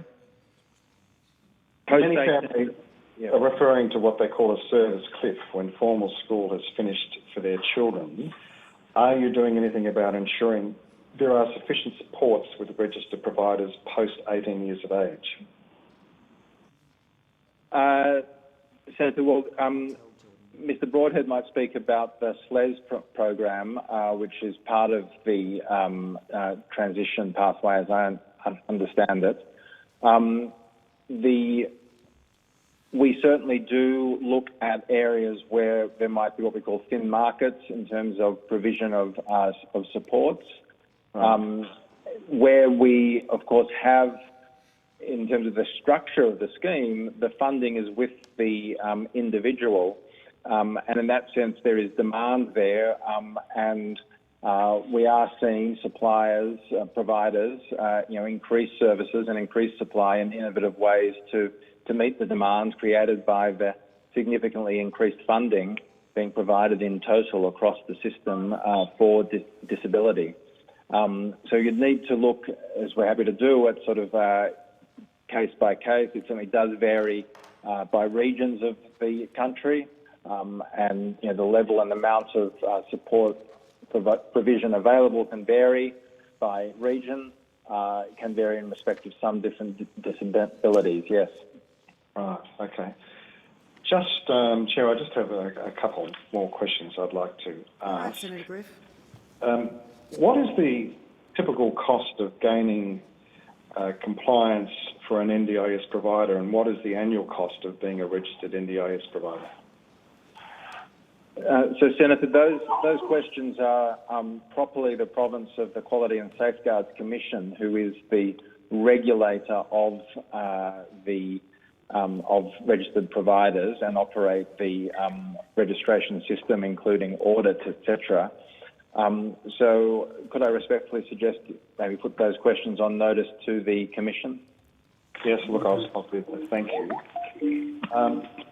Ms Hawke, I'd just like to ask you, in December 2018, the Royal Australian College of Physicians wrote to the Minister for Social Services to recommend the establishment of a clinical reference group, including neurodevelopmental and behavioural paediatric expertise, to guide the implementation of the guidelines to ensure the national guideline is adopted and implemented by clinicians and services across Australia are involved in ASD assessment and diagnosis. Now, the Neurodevelopmental and Behavioural Paediatric Society of Australia has already agreed to support the establishment of an expert reference group to advise on the implementation of this guideline. Is there any reason why this reference group has not been established at this point, and will the government do so in the reasonable near future? Peter Broadhead here. I'll answer on Sarah's behalf. It hasn't been established yet. We do intend to establish such a group, but we haven't established it yet. So there's been some delay in establishing it. We're 2 years down the track. I think because we're looking at the broader issue of how we can better support the adoption of the national guideline, and so we think that the reference group would be a part of that, but we are still resolving how best to do that. Okay. All right. Thank you, Chair. Thank you, Senator Griff. I'll go to Senator Molan now. Thanks, Chair. And the question I have is a very, very general question. It is to do with the relationship between the MBS scheme and the relationship between the MBS item and the NDIS. And my understanding is that at a certain stage, and I think it's 13, you can age out of the MBS scheme. And has this been addressed? Is it likely to be addressed, please? So this and if you could give me just a general understanding of the relationship, please. Yeah, so I should note that this is the province of the Department of Health rather than the Department of Social Services. So I might seek your permission to come back with more detailed and certain advice once I've had the chance to discuss it with them. So these are measures that were introduced as part of the Helping Children with Autism. I think those are the ones you're referring to. Correct. That was back in 2008. And I think this again speaks to the fact that all things disability don't belong to the NDIS. They belong to other parts of government programs and supports, and indeed to the wider community. So these were introduced to provide supports through the medical benefits scheme to reimburse part of the cost, if you like, of people receiving these supports.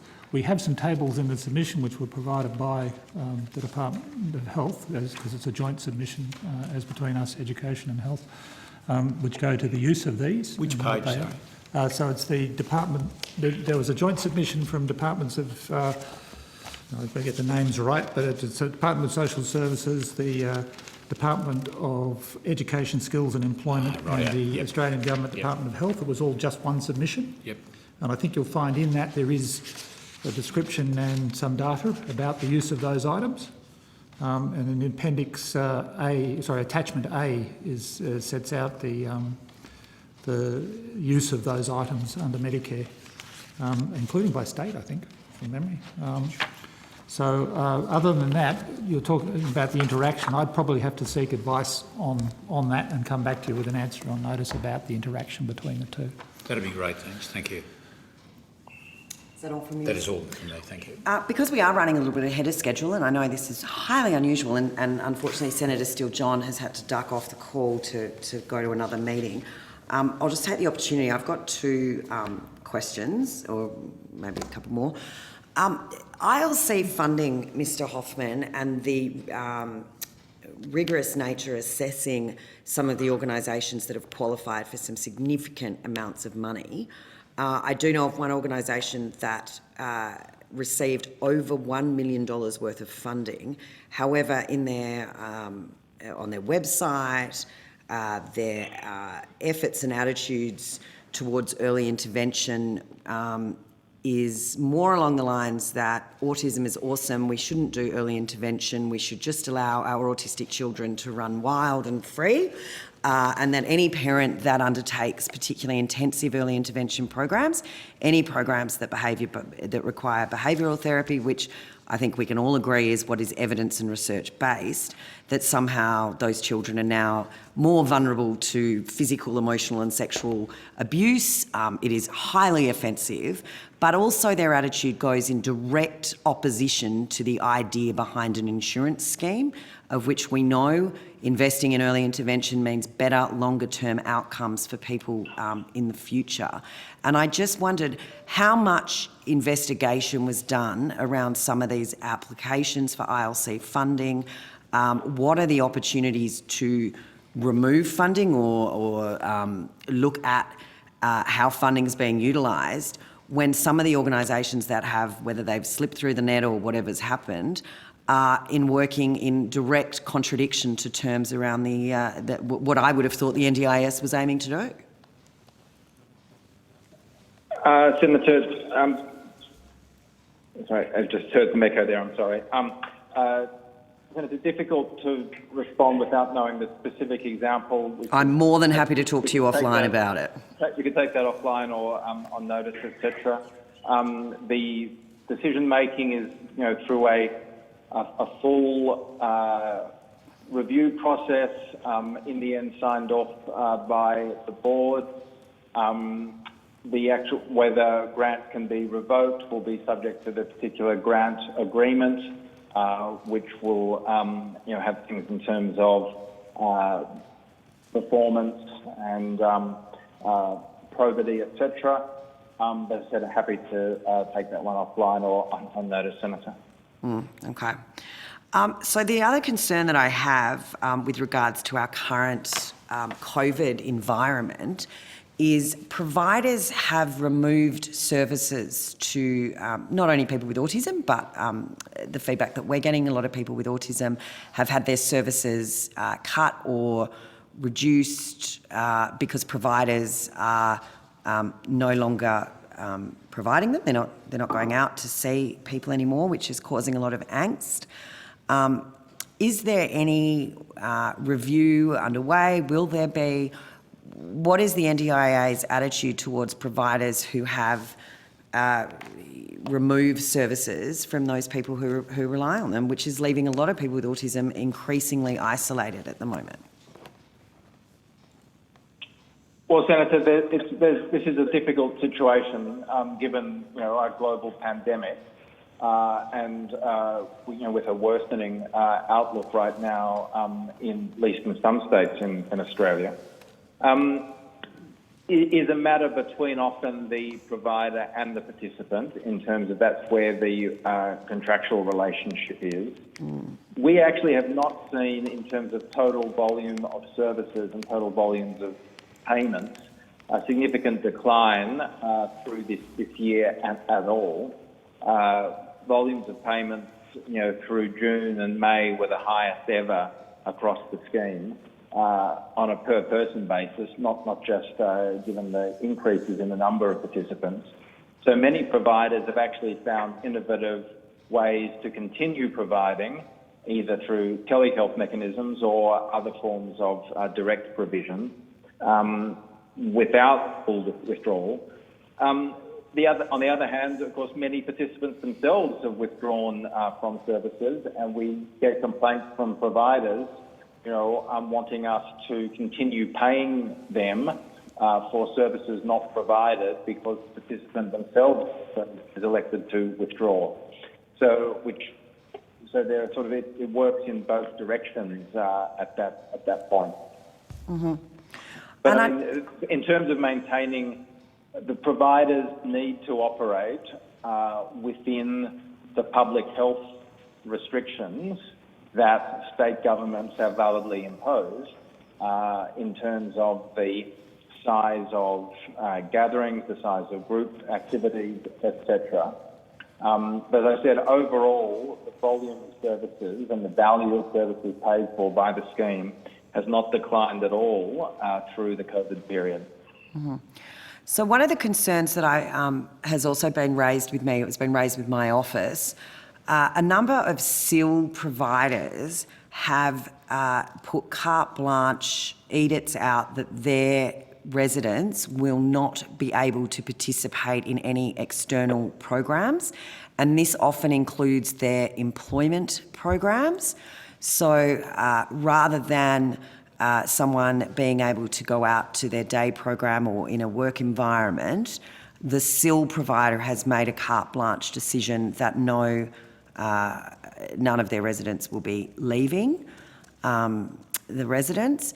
Now, I have a number of concerns around this, but one of the concerns that I do have is that it is almost a reinstitutionalisation by stealth, and that people with autism in particular are being kept in group home situations that are not necessarily that beneficial for them, that they are then being banned by their SIL providers of participating in work opportunities or other day programs, and that the smaller providers who often provide these day programs and work opportunities are being cut out, with all funding being redirected back to the SIL provider, which is fundamentally reinstitutionalising these people. Have you seen a shift in people's plans who also have a SIL plan, that their services are, and you may have to take this on notice, that their service provision is now being conducted by the SIL provider themselves as opposed to external providers that have previously been part of their plan and program? So, Senator, on that specific point, I'm not sure whether Sarah could make any comment off the top of her head. She often can. But we will take on notice whether there's been a concentration of value to the SIL provider across the total value of the plan, yes. Sorry, that's just not really coming through clear. Oh, I'm sorry. I hope that's better. There's a bit of an echo. I'm just saying, yes, Senator, we'll take on notice the analysis as to whether there's been greater concentration of the value of the plan to the SIL provider. Yeah, that would be very helpful. This period. To the extent the wider point you make is a good one, again, I'd say you'd have to look at it. Well, absolutely, I share the rejection of what you call reinstitutionalisation. You have to look at the extent to which any of that was consistent with public health guidelines set by the state. If it's not, then it is a matter for concern to be raised with the Quality and Safeguards Commission as to the action that the provider is taking there. Yeah, okay, that would be very, very helpful. But I don't know, Ms Hawke, if you've got the ability to, any information to add on to that, or? I think Mr Hoffman was referring to Ms Johnson. Oh, sorry. Sorry, Two Sarahs. Two Sarahs. Too many Sarahs. Thanks, Senator. On the whole, as Ms Hoffman said, we haven't seen a drop-off in the level of payments of support. We have, on the whole, this is across the board, seen some reduction in payments for social participation and employment support to the increase in daily living, but that's not unique to support independent living. But I'll take it on notice to have a closer look at the support independent living providers and any increases in payments and reductions around social participation that look out of the norm. Okay, that would be helpful. With regards to, and I know we've talked about this in the NDIS Joint Standing Committee as well, around disability-specific planners that actually have some sort of knowledge and understanding of the disabilities in which they're putting plans together for, and I know we've discussed this again previously, that autism parents quite often have wonderful questions asked of them, like, at what age will your child outgrow their autism? And a very distinct lack of understanding that autism is a lifelong disorder, that children's needs and young adults and adults' needs will move up and down throughout their life, and how autism presents itself and what the different kind of therapies and supports are required. Has there been any move to introduce autism-specific planners? People, since it is covering about a third of the cohort, clearly a need to understand autism would be helpful, would probably be beneficial with these people putting plans together, and ensuring that reasonable and necessary supports are also evidence and research based, particularly if the planners actually understood that, for a start, no kid's outgrowing autism anytime soon. So perhaps, Mr. Hoffman, if you can update us as to whether or not that's something that's being considered or is going to be introduced. Senator, so through the early childhood pathway for younger children, there are certainly expertise generally there, and as you said, there is a very large portion of the incoming participant base with autism spectrum disorders and developmental delay. So there is sort of a build-up of expertise there. Once you get into the 7+, so the general scheme, we have not organised our planners by disability type at this stage. It is something we continue to look at and think about, talk about with our partners in the community as well. We certainly are investing in continued training and awareness of autism and other P disability types, and have a ongoing professional development program for our planners and frontline staff, because we do recognise that those sorts of insensitive questions that you gave as an example are not acceptable, and we will continue to seek to develop the skills of all our planners to respond as they genuinely want to, and that is respectfully and expertly with participants and their families. Mm-hmm. And so, with regards to potentially this lack of understanding that has been demonstrated by some planners, particularly around kids with autism and adults or that have complex needs, but if we are going to stick with the early childhood pathway, how many children with autism are elevated to the complex needs pathway as opposed to just being part of that early intervention pathway, early childhood pathway? Senator, yes, I'm happy to take the specific numbers. I don't think I've got them directly with me on notice and get you that. Okay, thank you. Unless Sarah Johnson has it to hand. We'll take that one on notice, Senator. Mm-hmm. Sorry. Okay. And I will keep this to, hopefully this will be the final question. We'll see how we go. Lots of people with autism have other comorbidities. They can have psychosocial episodes of depression. They can suffer anxiety. What is the training through the NDIA out to LACs and planners to make sure that any comorbidities are seen external to someone's autism? So if someone suffers from anxiety, an acute anxiety condition or depression, that we're not seeing it dismissed as just part of the autism, that we're acknowledging comorbidities.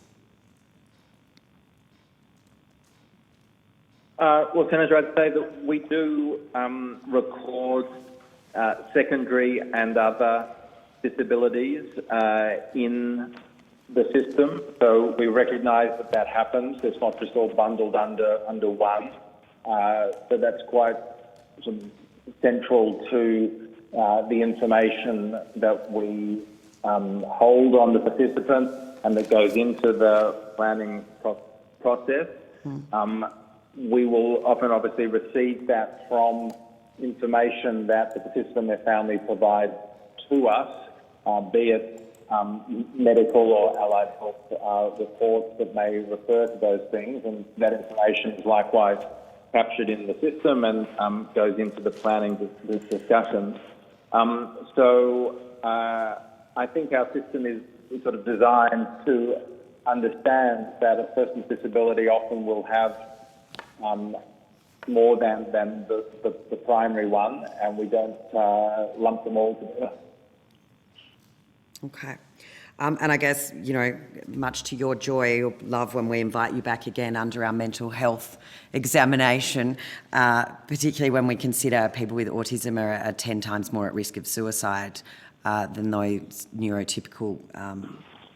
So we are going to be having quite a bit of a look around the mental health side of autism and how we can better treat that. Good. So with that, that concludes today's proceedings. You don't normally get an early mark, so I think we've done well for day one. Very, very efficiently chaired. Absolutely. You know, we get through this. But yeah, that does conclude today's proceedings into the committee's inquiries. I'd like to thank all of our witnesses who've given evidence to the committee today. And for some of you, I'm no doubt we'll see you again between now and October next year. Thank you. Look forward to Thank you very much. Thank you. Bye now. Thank you. Bye-bye.